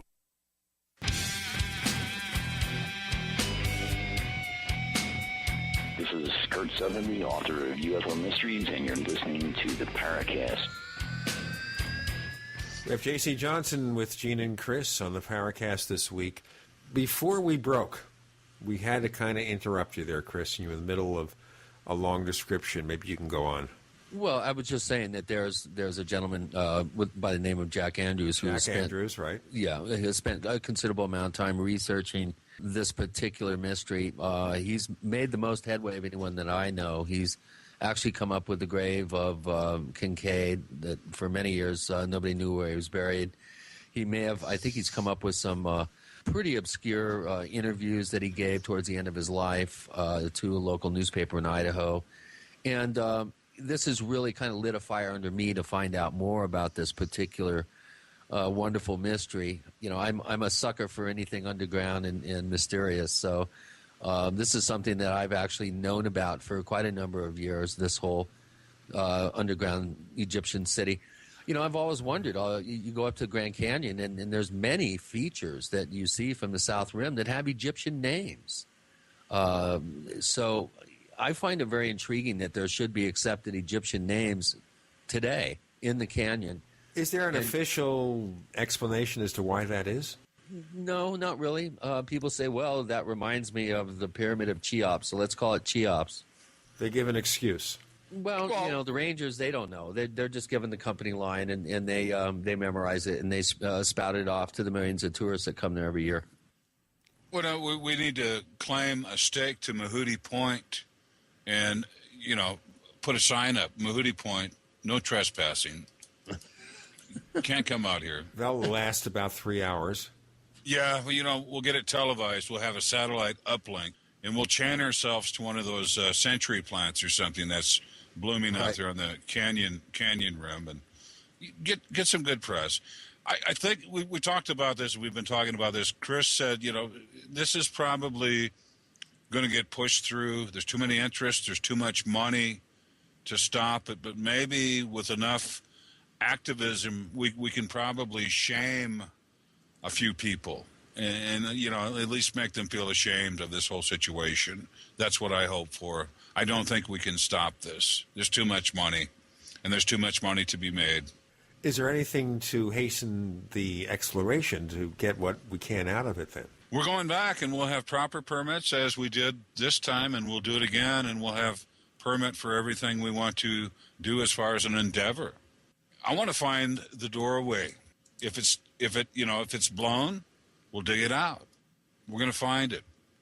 I need closure. Usually I get, you know, I try to get closure on things, and if I don't, it bothers me. So this is something we're going to explore further with a budget, with everything that we need. We're going to go back and we're going to do this again. This going to be with the same crew, or do we want to mount an official Paracast exploration trip of some sort? Gene, you're invited. You're invited, sir. Come on out. We'll have to talk about that. Ron's cooking is to die for. He fed us very, very well.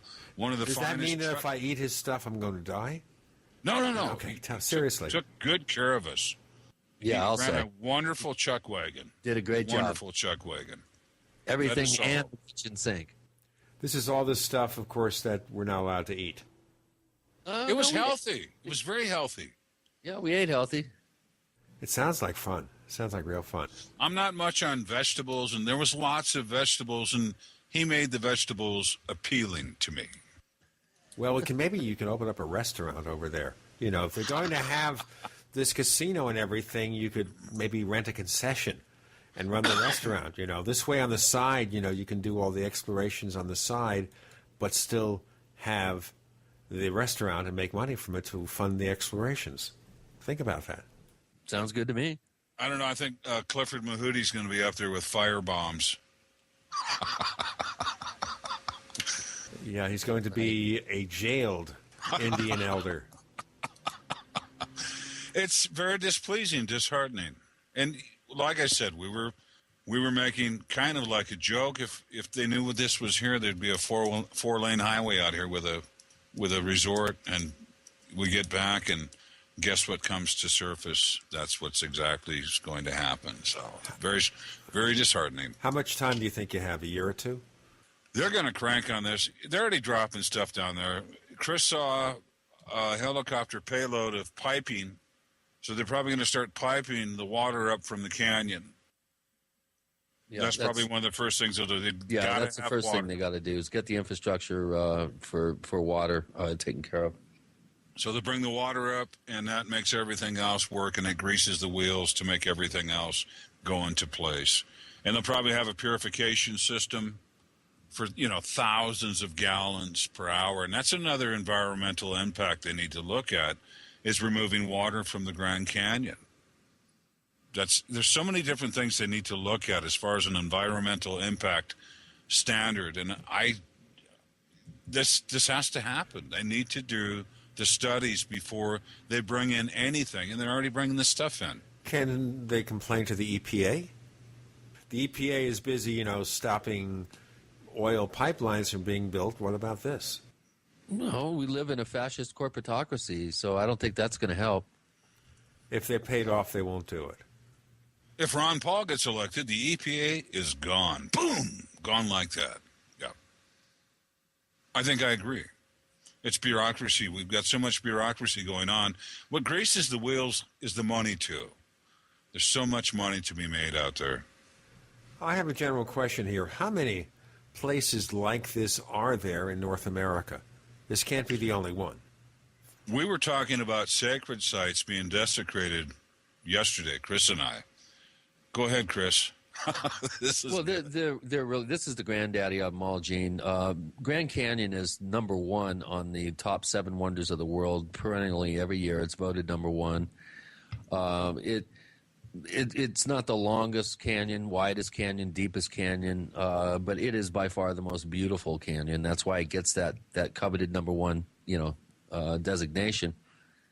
But it's such a vast area, and it's just overwhelmingly large. So you could conceivably get away with a development project like this for a certain amount of time before you'd be discovered or word would get out about it. So, it's really unfortunate. But it would be like putting a casino right in the middle of St. Peter's Square, or trying to put up a pulled pork outfit outside of the Kaaba in Mecca, or I could come up with all sorts of ridiculous bad humor about how you could actually equate this in terms of other religions and other belief systems.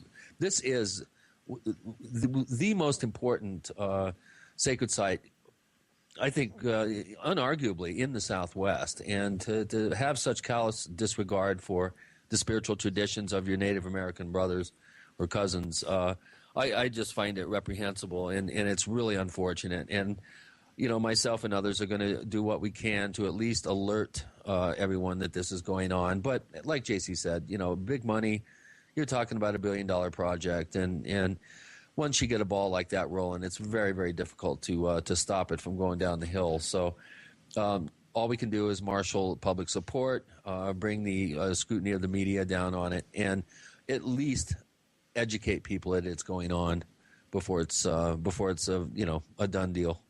And that's if we can get any mainstream media to even look at this. Yeah, I'd be surprised if we could, but it may be. Or, a program like 2020 or something, get out there with an in-depth report on what's going on, what's happening. And they're not supposed to be doing this yet. They haven't inked the deal yet. And they're already dropping goodies down into the little Colorado and Salt Canyon. They're dropping stuff down there. Yeah. It's not done yet. Yeah. They know it's done. They already know it's going to happen. Yeah. They've already started. Well, when they altered their flight plan because we were out there. I mean, we were the only humans anywhere near there, to our knowledge. And when they saw us, there was no doubt in our minds that they then started trying to sneak around out there with the helicopter activity, and they definitely changed their flight plan because they were being observed. So that indicates to me that they may be out there ahead of the curve. There may be some quasi-illegal activity going on. We don't really know at this point, but we're making strides to find out. Even if they were doing some type of uranium exploration, they don't have the green light on that yet either. There's no green light. Nobody said go. Nobody said go. Yeah, well, not that we've found yet, at least. So anyway, we can go on to some more less depressing topics. I certainly think we should talk about current. Let's talk about centaurs. Centaurs. Yeah, you're gonna love this. Centaurs. I'll tell you what. We'll have to do the break and let our listeners wonder what we mean by centaurs. We also wonder if you won't send us a tweet at the Paracast. The Paracast on Twitter. Are you tired of searching for great talk radio? Something more important. Search no more. We are the GCN Radio Network.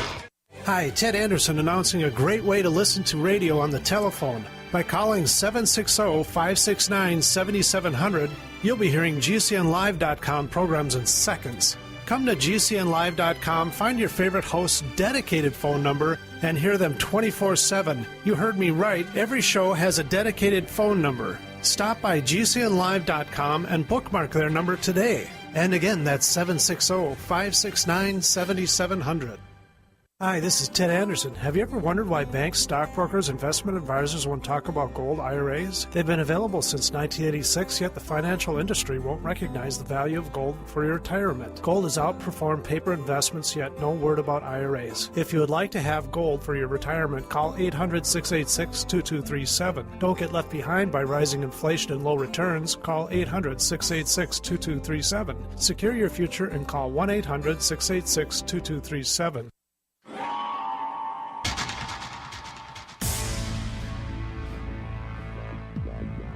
Welcome back to the Paracast, the gold standard of paranormal radio. And now, here's Gene Steinberg. And we have to think here. Centaurs? We have Chris and J.C. Johnson trying to confuse me. That's what it's all about. Tell me more. Well, we jumped off the Grand Canyon and we jumped on the back of a centaur. That's what we did. Okay. So we're going in a different direction. I was talking to Chris about this yesterday, too. He was talking about the Bigfoot activity out in this area. And I said, I've actually gotten more reports of centaurs than Sasquatch this spring. Describe the centaur for our listeners. Half man, half horse. Okay, we're talking about Greek mythology. Sure. We're talking about Wrath of the Titans or something like that. This is what the people are reporting in. One of the most interesting reports and stories that's ongoing right now, and I'm digging deeper into it.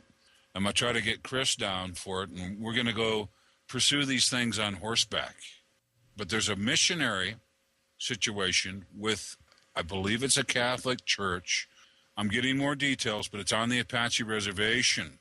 And the missionaries are being harassed and terrified by a centaur that keeps coming, walking through the graveyard and walking around the church.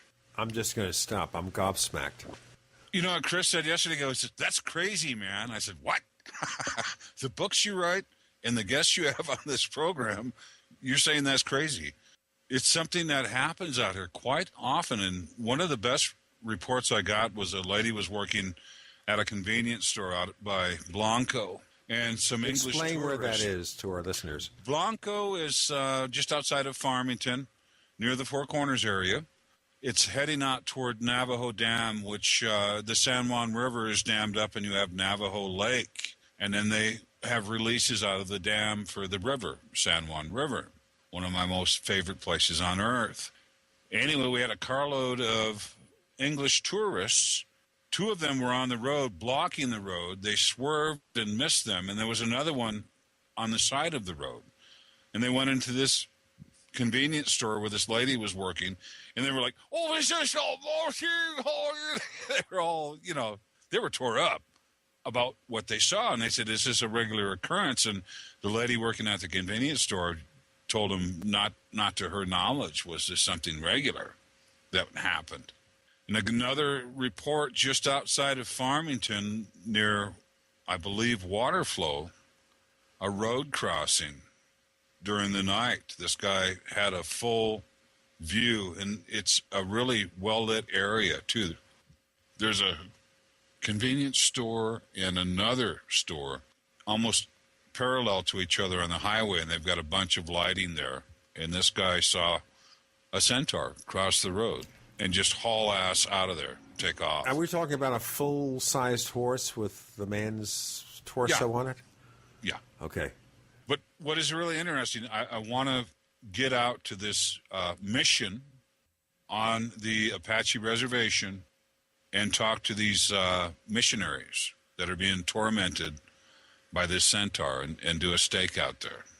Now, when this creature or whatever it is shows up, does it physically have the power of speech, or does it growl? What does it do? I don't know. And, we've talked about, was there ever any vocalizations, and I haven't got any word back on that.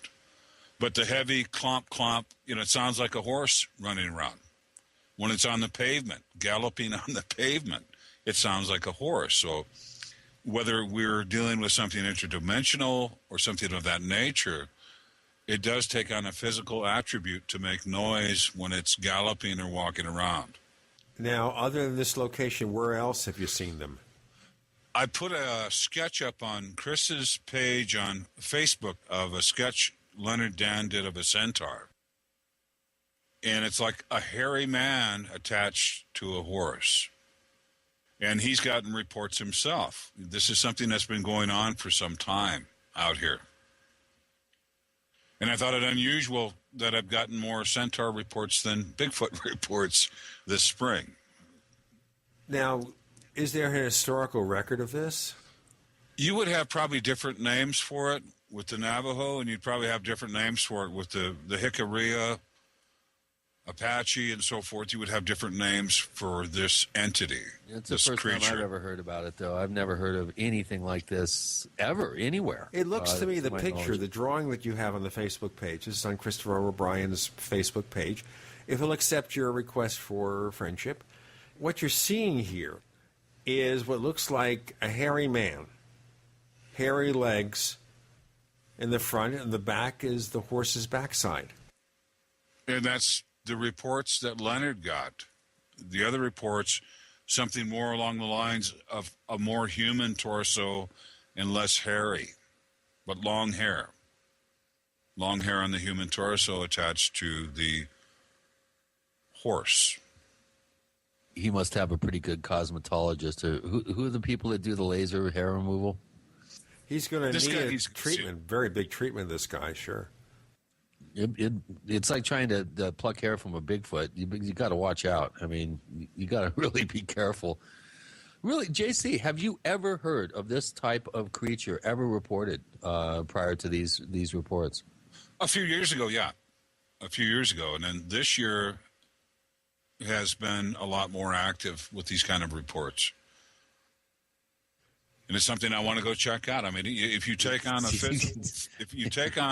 a physical form, then me and Chris O'Brien can run these things down on a really fast Mustang and rope it and bring it in. Yeah, dart it.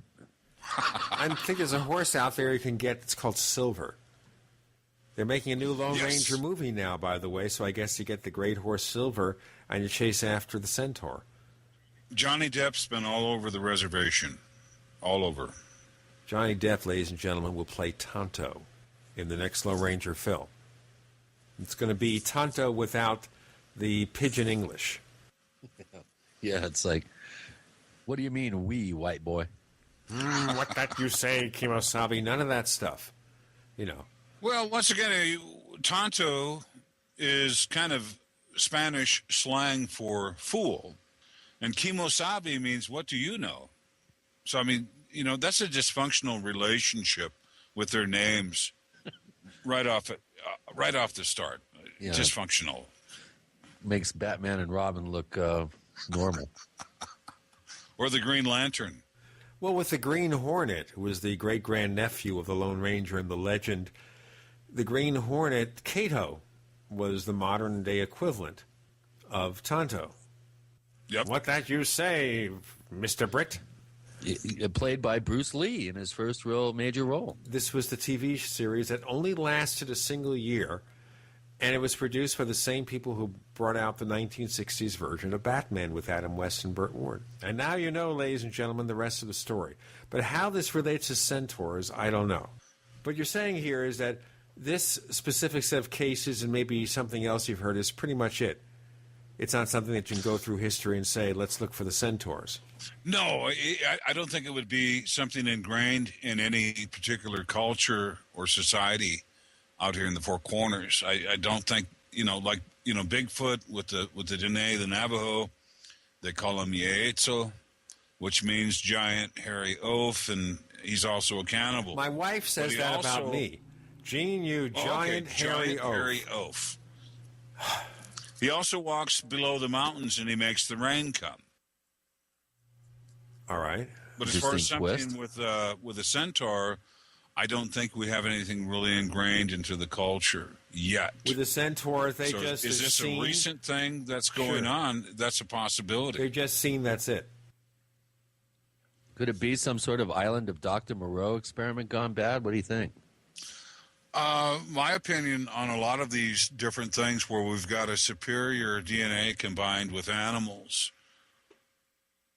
we can produce something like a centaur or a mermaid or something of that nature. Yeah, talk about the mermaid sighting or the merman sighting. What lake was that? Morgan Lake, and what it is, it's a hot pool. And I'll tell you, we're going to have to talk about mermaids and not about Daryl Hannah. With Gene... Not about Daryl Hannah. With Gene and Chris, you're in the Paracast.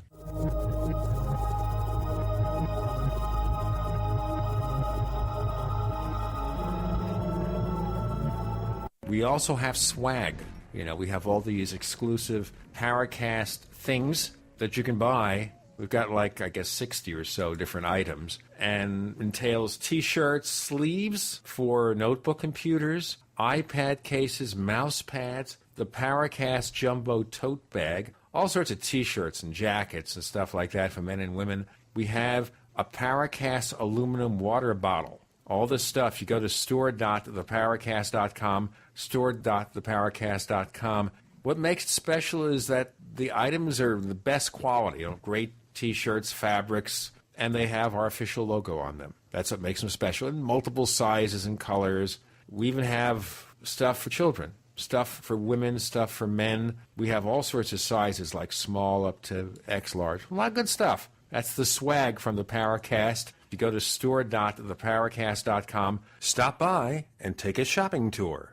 Emergency Essentials has Mountain House deals in June. Going on now. Emergency Essentials, the 24-year leader in emergency preparedness supplies, does it again with up to 25% off Mountain House foods. Don't miss these savings. All Mountain House number 10 cans are 20 to 25% off during the month of June only at BePrepared.com. Mountain House foods have superior taste and a scientifically proven 25-year shelf life because they start with fresh or frozen foods, then cook, prepare, and finally freeze dry them. All the goodness, flavor, and taste are locked in as if handmade from scratch. Mountain House, the same great meals enjoyed by campers and outdoorsmen the world over. Hurry, now through June 30th. Call 800-999-1863 to experience exceptional customer service and the BePrepared.com low price guarantee. That's 800-999-1863. The choice is clear. Be unprepared or BePrepared.com.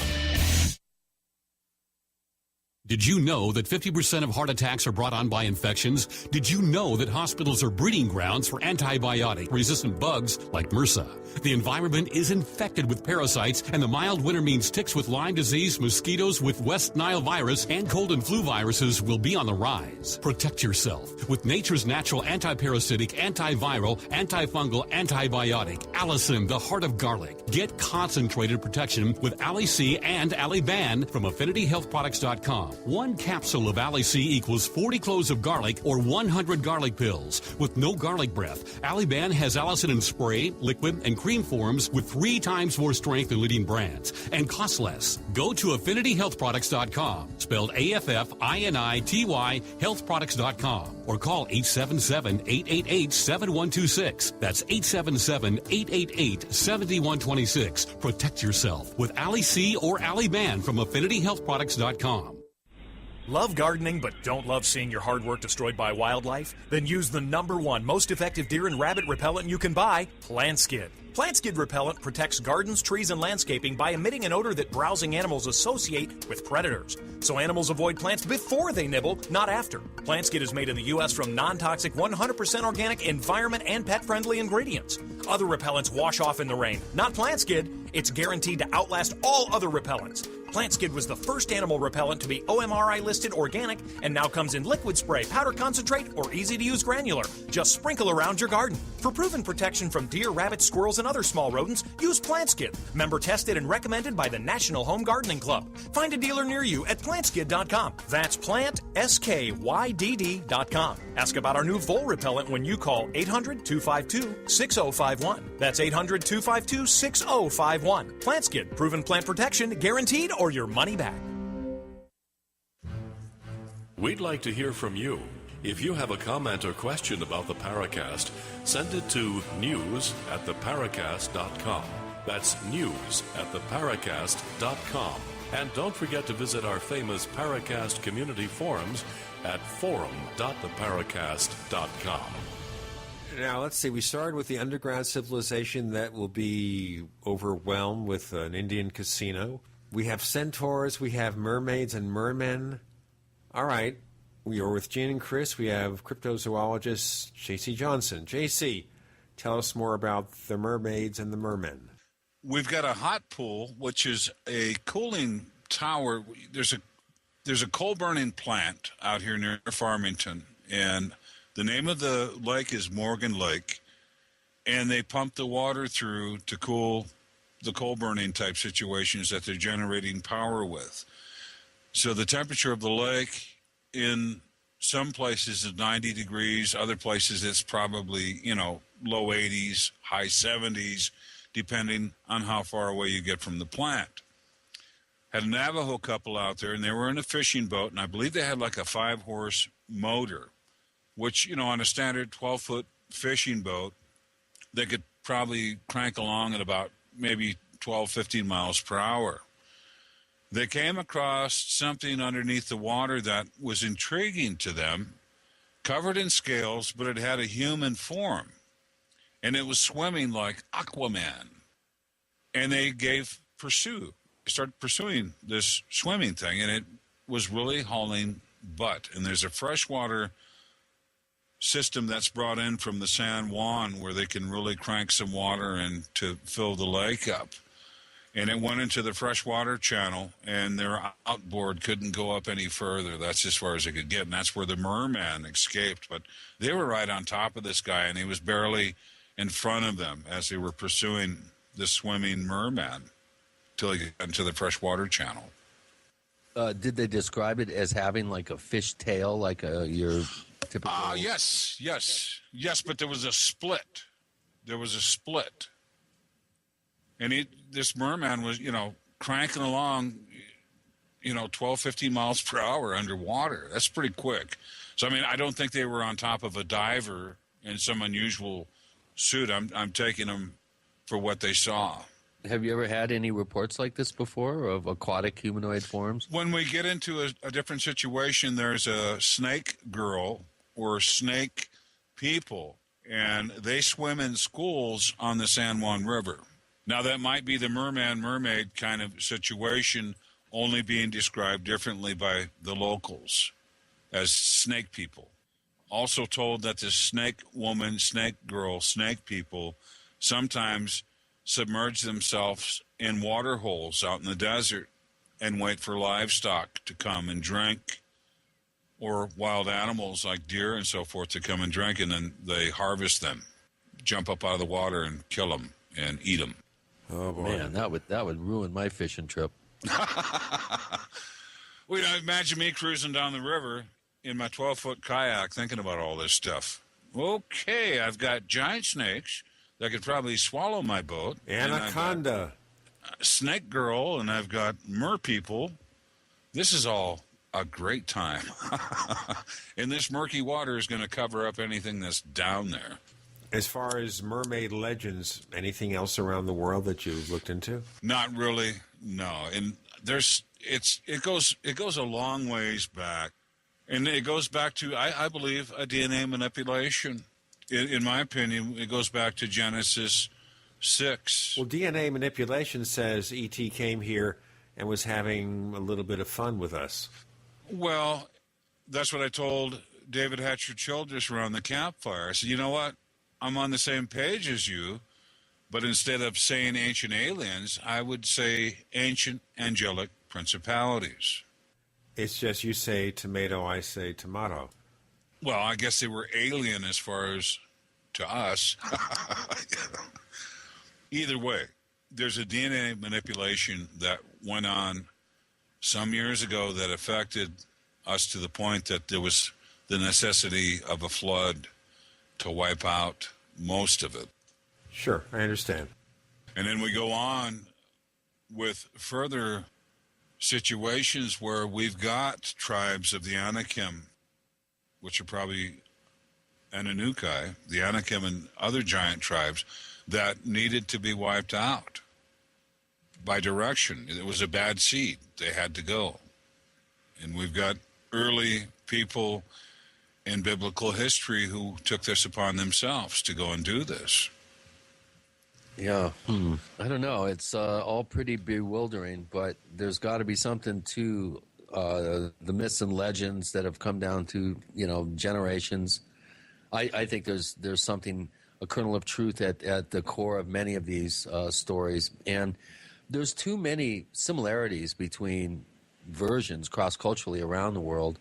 It's just too coincidental for there not to be some sort of germ of truth somewhere at the core of these traditions, because there's too many similarities. So this is the big thing, Chris.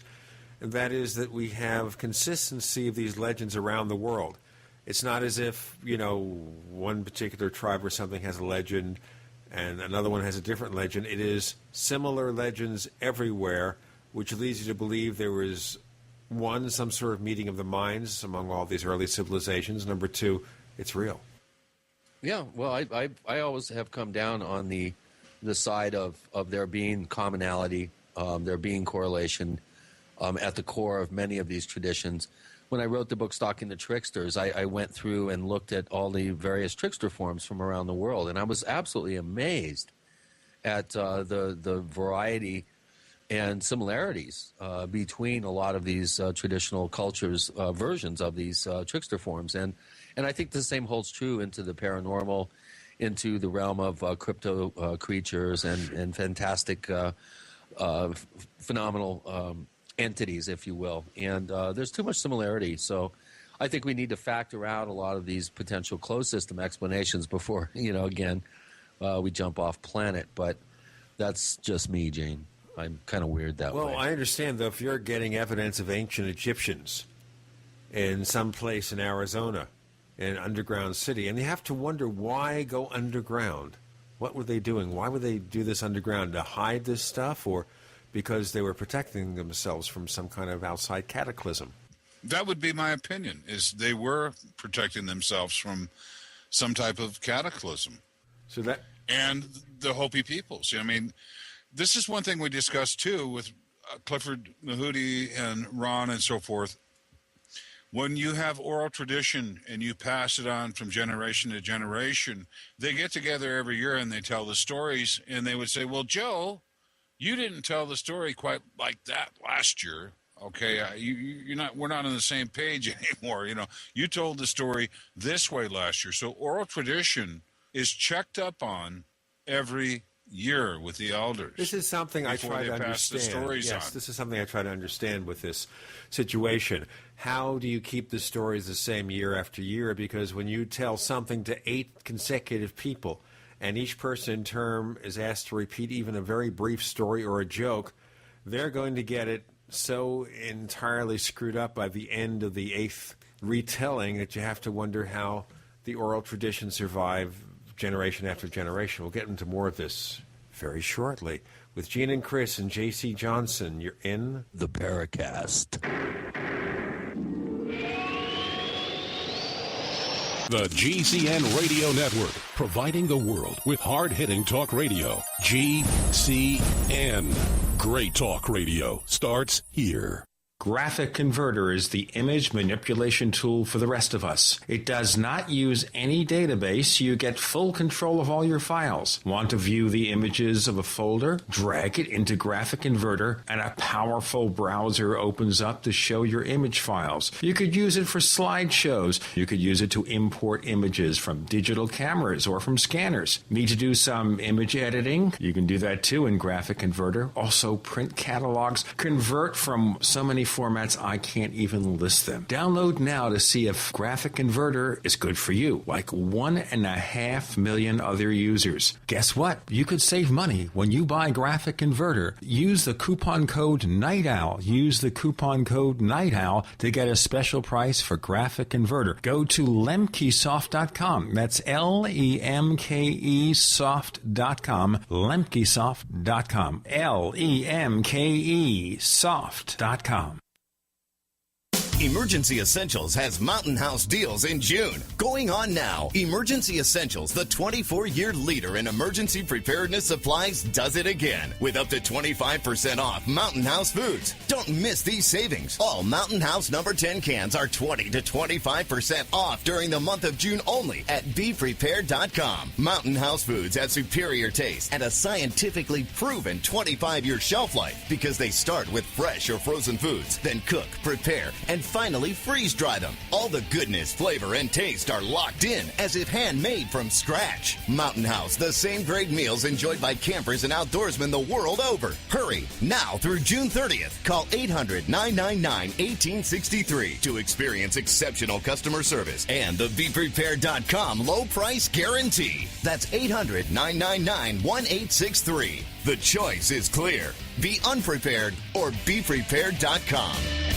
Now at DeseretFoodStore.com, sign up for a 1-month supply of delicious food for only $99 with free shipping. That's right, only $99. Gourmet restaurant-style meals with a 30-year shelf life. Packaged in heavy-duty Mylar bags for easy transport and freshness. Meals like stroganoff, lasagna, teriyaki, 5-bean chili, granola pancakes, and much more. Visit DeseretFoodStore.com, spelled D-E-S-E-R-E-T, foodstore.com, or call 801-444-1444. Food for now, food for life. 37 things to hoard. Do you have the 37 crucial food items you can't survive without? When disaster hits and mobs go crazy grabbing food off the shelves, your family may be without food or waiting in long food lines. Prepare now at 123survivalplan.com. That's 123survivalplan.com. Many people don't have these 37 food items. Learn what you need to hoard now at 123survivalplan.com. Watch the video over 1 million people have viewed to discover the 37 food items that will sell out first when disaster strikes at 123survivalplan.com. The summer specials are on at HHA, Herbal Healer Academy. Current customers know this is the time to save big at herbalhealer.com. And you customers, welcome to the web's best place to save on vitamins, minerals, and more. Right now, Herbal Healer's summer specials include our 500 parts per million colloidal silver, all sizes on sale. Liquid CalMag Vitamin D and Organic Iodine, CoQ10 with Hawthorne, Colon Enhancer, Super 2, Natural Laxative, our exceptional product Tonicsyn, Memory Power, and Super Male and Vemplex, all on sale for summer at herbalhealer.com. Also get 10% off on the Herbal Healer Academy Survival Course. Information that might save your life. Enjoy same-day shipping and free online newsletter. Log on to our nation's leader in supplying quality natural medicine and education since 1988. Herbal Healer Academy at herbalhealer.com.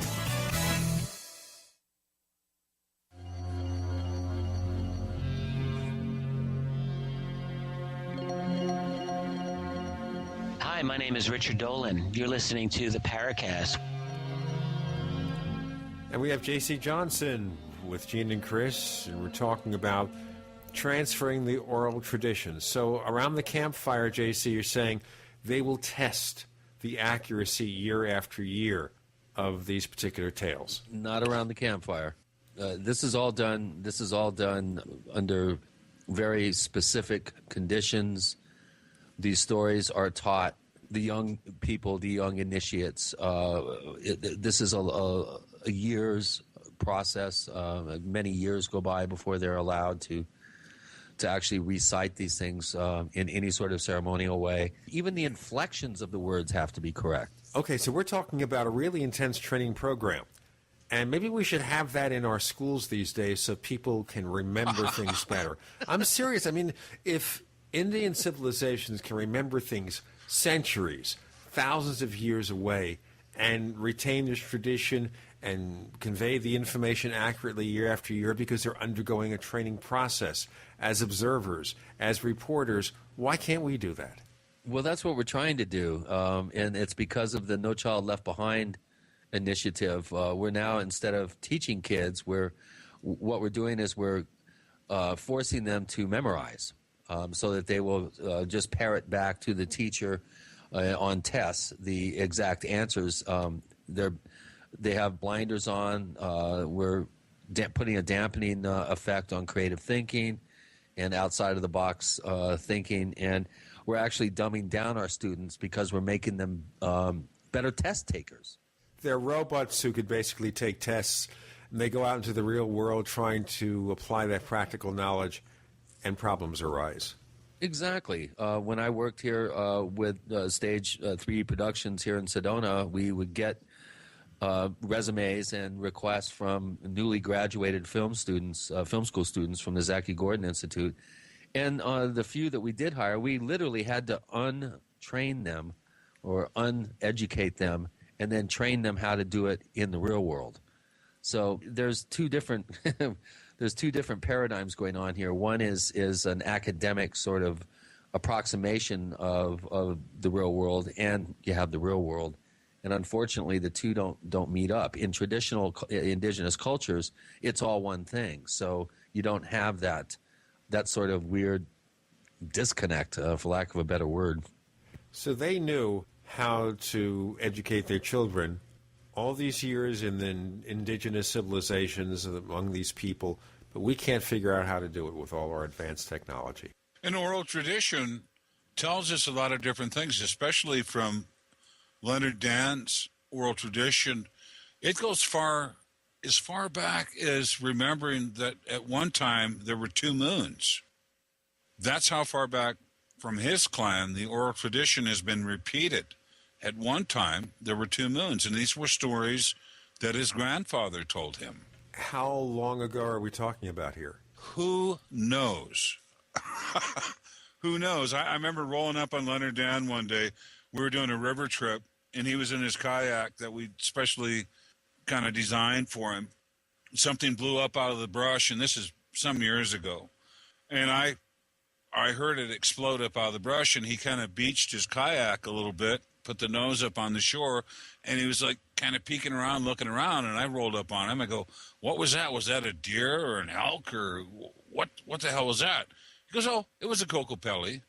I'm going, okay. And later by the campfire, we got the rest of the river party down. We set up and got their tents put up, and everybody's all comfy and happy, having a few cold ones by the fire. And I asked him, I said, "Kokopelli's the flute player." He goes, "No, Kokopelli was the house pet of the Anasazi." And who named the Anasazi? The Navajo. It means ancient enemy.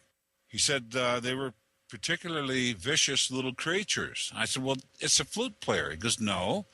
He goes, "That's the tube that comes out of the back of their throat to suck the blood of the victim after they slash the jugular vein with their claws on their front hands or whatever." Okay, we got vampires back in this again. We've got chupacabra. Kokopelli is chupacabra. Right, but I'm saying it's the vampire tradition. Yeah. But you imagine, you come home and, what do you feed your Kokopelli when you come back from working your fields all day? Well, you have it as a pet, of course. You have to walk the creature.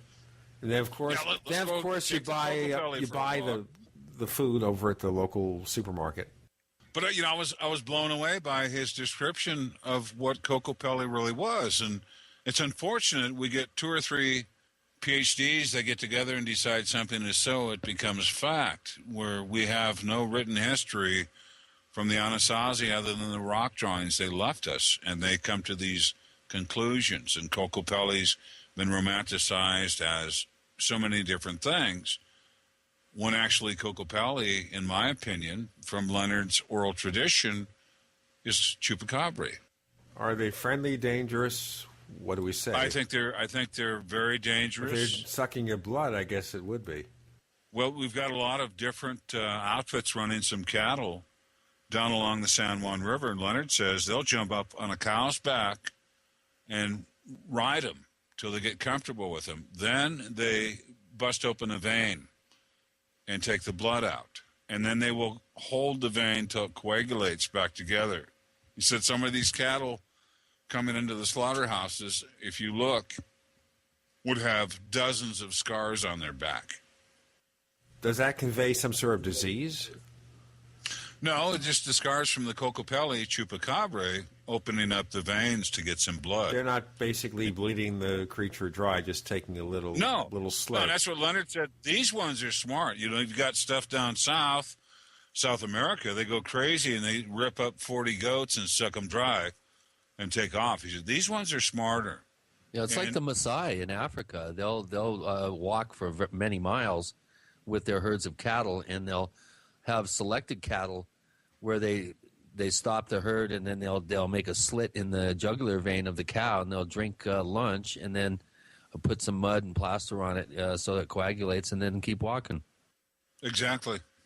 Sounds like smart creatures. Do they do that with human beings too, or is it just cattle?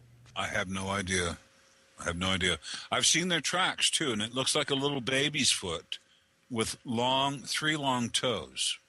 And Leonard said that they walk with the claws retracted. So I've never seen a track where, their claws were out. But the bottom feet that they have, it looks like a baby's foot with 3 very longer toes. You're going to scare everybody in the audience out there from ever hanging out in Farmington. We're at the epicenter of the high, strange weirdness. Yeah, it's so it would appear. Okay, so how about just a plain, ordinary flying saucer? I can't catch one. Well, have you caught anything? What have you caught? Have you caught anything, seriously? We're involved, some of us out here, in a DNA study where we've been able to produce blood, skin, and hair, and on another situation, some more blood for a very large study that's going on, probably at this point with over 130 samples on a global scale. So without physically catching Bigfoot, or a furry one, as I call them, we've contributed to something that's going to reveal that we're sharing this planet with something we can't explain. I think that's really what it comes down to. But we've got their DNA. Got you. Okay, that's the Bigfoot, but what about the UFOs? I can't catch one. Okay. I can't catch one. I'm curious. I mean, we look at all kinds of wondrous things going on in the night sky, and we wonder, is that ours? Is that theirs? Is that them? Who's the them? We don't know. JC. I can't fly up there and catch one. So my interest in things going on in the night sky are probably a lot less than most people. You're fascinated, but you can't catch it because you can't catch it. You can't put your fingers on it. You can't take DNA samples. Maybe you're not quite as interested. We have J.C. Johnson with Gene and Chris for one more segment. You're in the Paracast.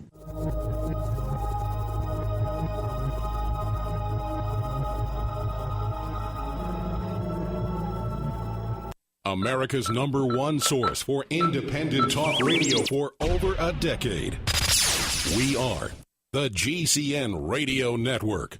If you want to get your website online and you need reliable service, first-class service at the lowest possible price, there's only one place to go. Well, DreamHost has a special promotion with our show where they'll offer you unlimited disk space, unlimited bandwidth, one-click web apps such as WordPress, 24/7 support. You can save over $55. You want to know how? Go to dreamhost.com/radio, dreamhost.com/radio. Whether it's personal mail, whether it's business email, you want reliable, dependable delivery, freedom from spam, freedom from viruses. Well, Polaris Mail offers professional email hosting services for your personal or small business use. Each account uses 25 gigabytes of storage, an easy-to-use webmail interface, and full mobile sync. Sign up today for a 30-day free trial at polarismail.com, polarismail.com. For a long time, you've heard me talk about building your own food supply with eFoods Direct. As a listener, you know why you need to have a supply of the best storable food on the planet. Every day, we document the attempts to take control of our lives. But there's one thing we can all control, your greatest dependency, food. eFoods Direct products are made with only the best ingredients and none of the trash and contaminants like trans fats, GMOs, or MSG. This food is nutrient dense and tastes great. It's simple to make, portable, and has a shelf life of up to 25 years. Now with eFoods Direct, you'll get the most affordable, best-tasting food you can buy. And the new products and pricing will blow you away. Compared to other food sources, including home-cooked meals, you can cut your food cost in half. You just can't afford to ignore this. Call 800-409-5633 or go to efoodsdirect.com/Alex for specials. Don't let this offer pass you by. Call 800-409-5633 or efoodsdirect.com/Alex. More of the best for less, guaranteed. We all know that Berkey water purification systems are the most trusted name in water filtration. As an authorized Berkey dealer for over 6 years and serving thousands of satisfied customers, the Berkey Guy offers amazing specials for Berkey water filtration systems. The Berkey Light systems include a set of self-sterilizing and recleanable black purification elements that purify water by removing chlorine, pathogenic bacteria, cysts, and parasites to non-detectable levels and remove harmful chemicals such as herbicides and pesticides. Order the Berkey Light system today, complete with 2 black Berkey elements for only $231, and the Berkey Guy will ship your order free of charge. With the purchase of a Berkey Light, the Berkey Guy is also offering a set of fluoride and arsenic filters for only $39.99. That's over 30% off the retail price. Call the Berkey Guy at 1-877-886-3653. That's 1-877-886-3653. Or order online at goberkey.com. That's goberkey.com today. Can Heart and Body Extract help with other ailments besides heart conditions, high blood pressure, clogged arteries, or unbalanced cholesterol? It did for Karen. I've been using Heart and Body Extract for approximately 2 weeks. I've had an earwax buildup problem for many years, with over-the-counter stuff not working at all. I had very poor hearing due to this earwax buildup. Well, after 2 weeks of taking Heart and Body Extract, my earwax buildup almost completely cleared up. Could this be the effect of better body circulation? Heart and Body Extract is an effective 100% organic nutritional supplement specially formulated to allow your body to heal itself. My hearing is almost completely back to normal. I'm amazed. Order by calling 866-295-5305 or online at hbextract.com. That's 866-295-5305 or hbextract.com. Heart and Body Extract for long and healthy life.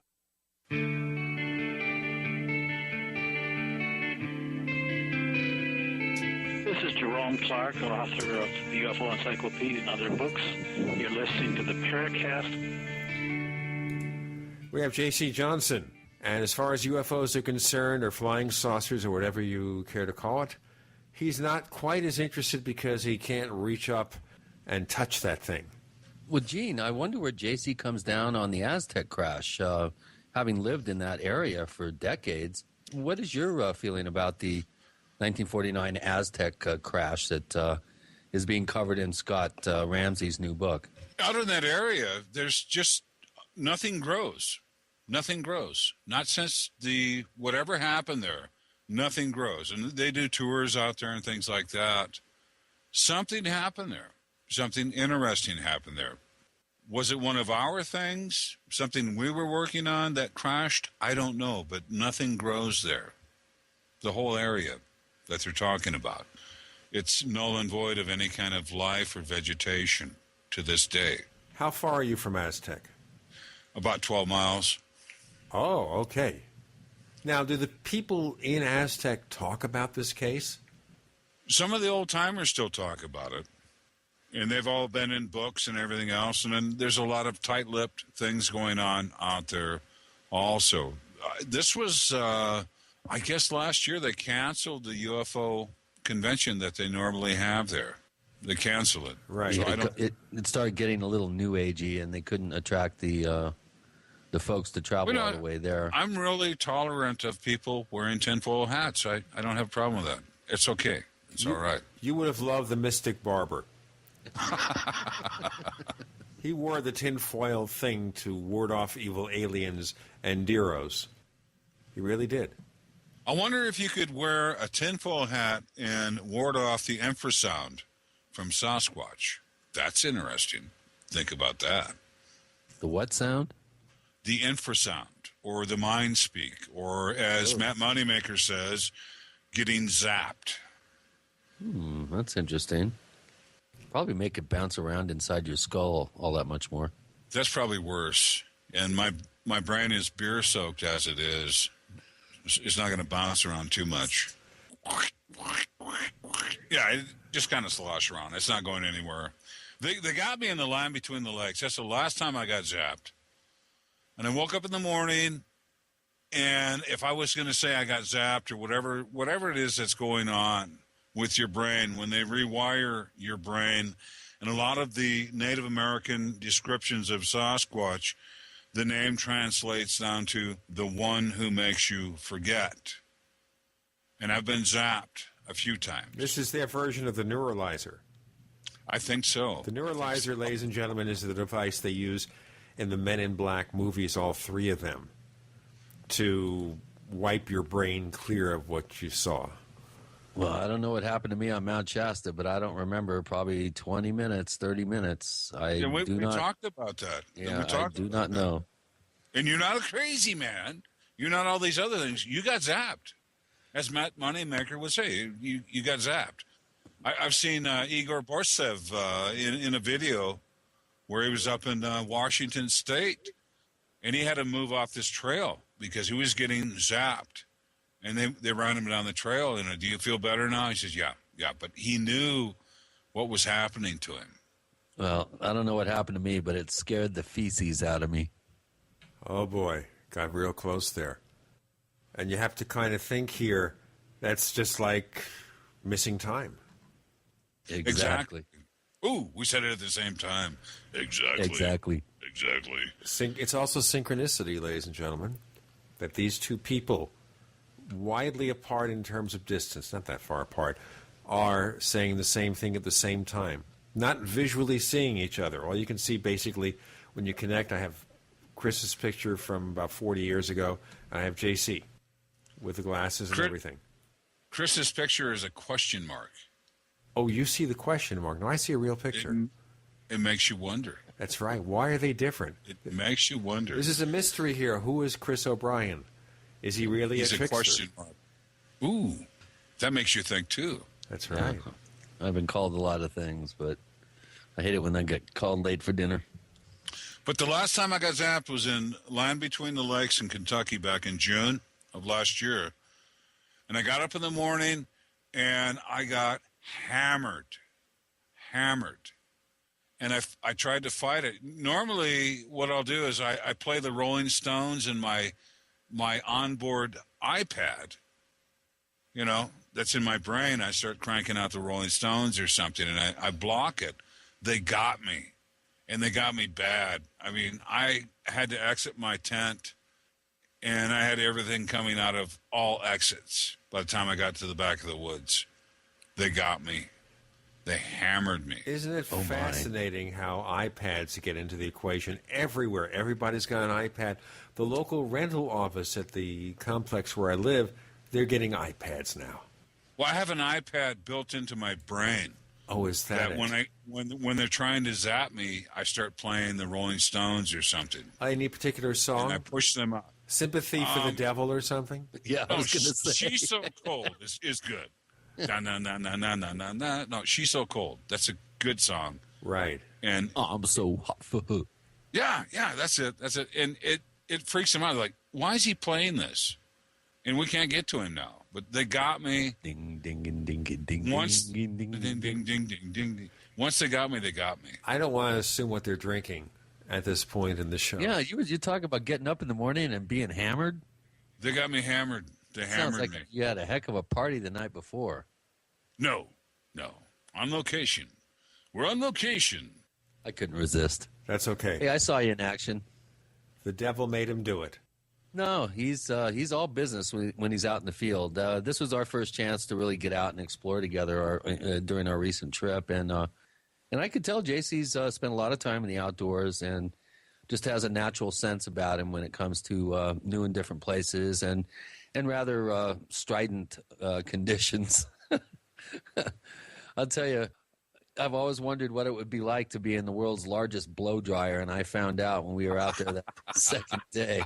I mean, we're talking 40, 50 mile an hour steady wind, and it's like almost 95 degrees out. But we adapted to every situation. That's when you have a successful outing or expedition, is when you adapt to everything. And we did. We all pulled together. This is how this works. Let's do this. Let's try that. And if that doesn't work, then we put our minds together and we try something else. Just getting shade was a challenge. Oh, my God, yeah. Oh, shade was, it's a good thing we didn't try to camp further out, boy, I'll tell you. We were all walking commercials for Chapstick. I'm Gatorade. Okay, just a minute, ladies and gentlemen. Chapstick, Gatorade, let's send the salespeople after them and maybe get them on the next show to sponsor us. Yeah. Right? Well, poor Ron Regehr. Now we need to shout out to him. The day after he got back, he discovered he had a detached retina, which he had to have surgically reattached. Oh boy! So it was. I mean, we were talking real rigorous conditions out there, and I'm glad I didn't bring a certain girlfriend of mine out there because you'd be looking for a new girlfriend. I think so, or I'd be looking for her because she would have crawled under some rock somewhere to escape the wind and the sun.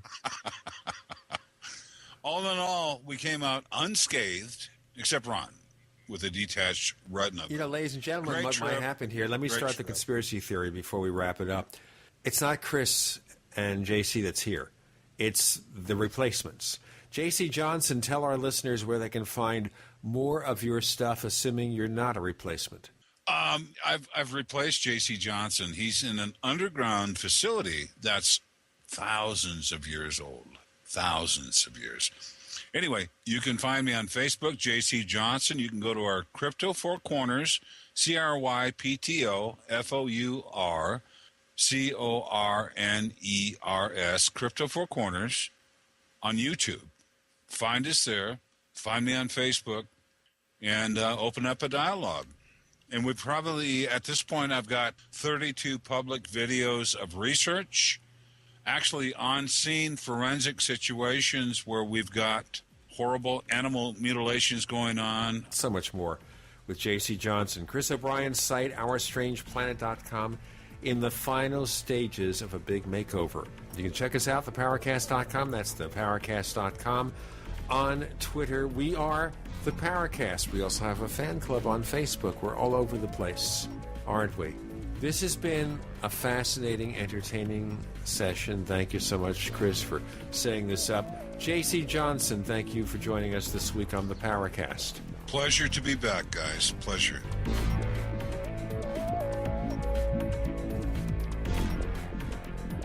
The Paracast, featuring Gene Steinberg and Christopher O'Brien, is a copyrighted presentation of Making the Impossible Incorporated. Tune in next week for a new adventure in The Paracast.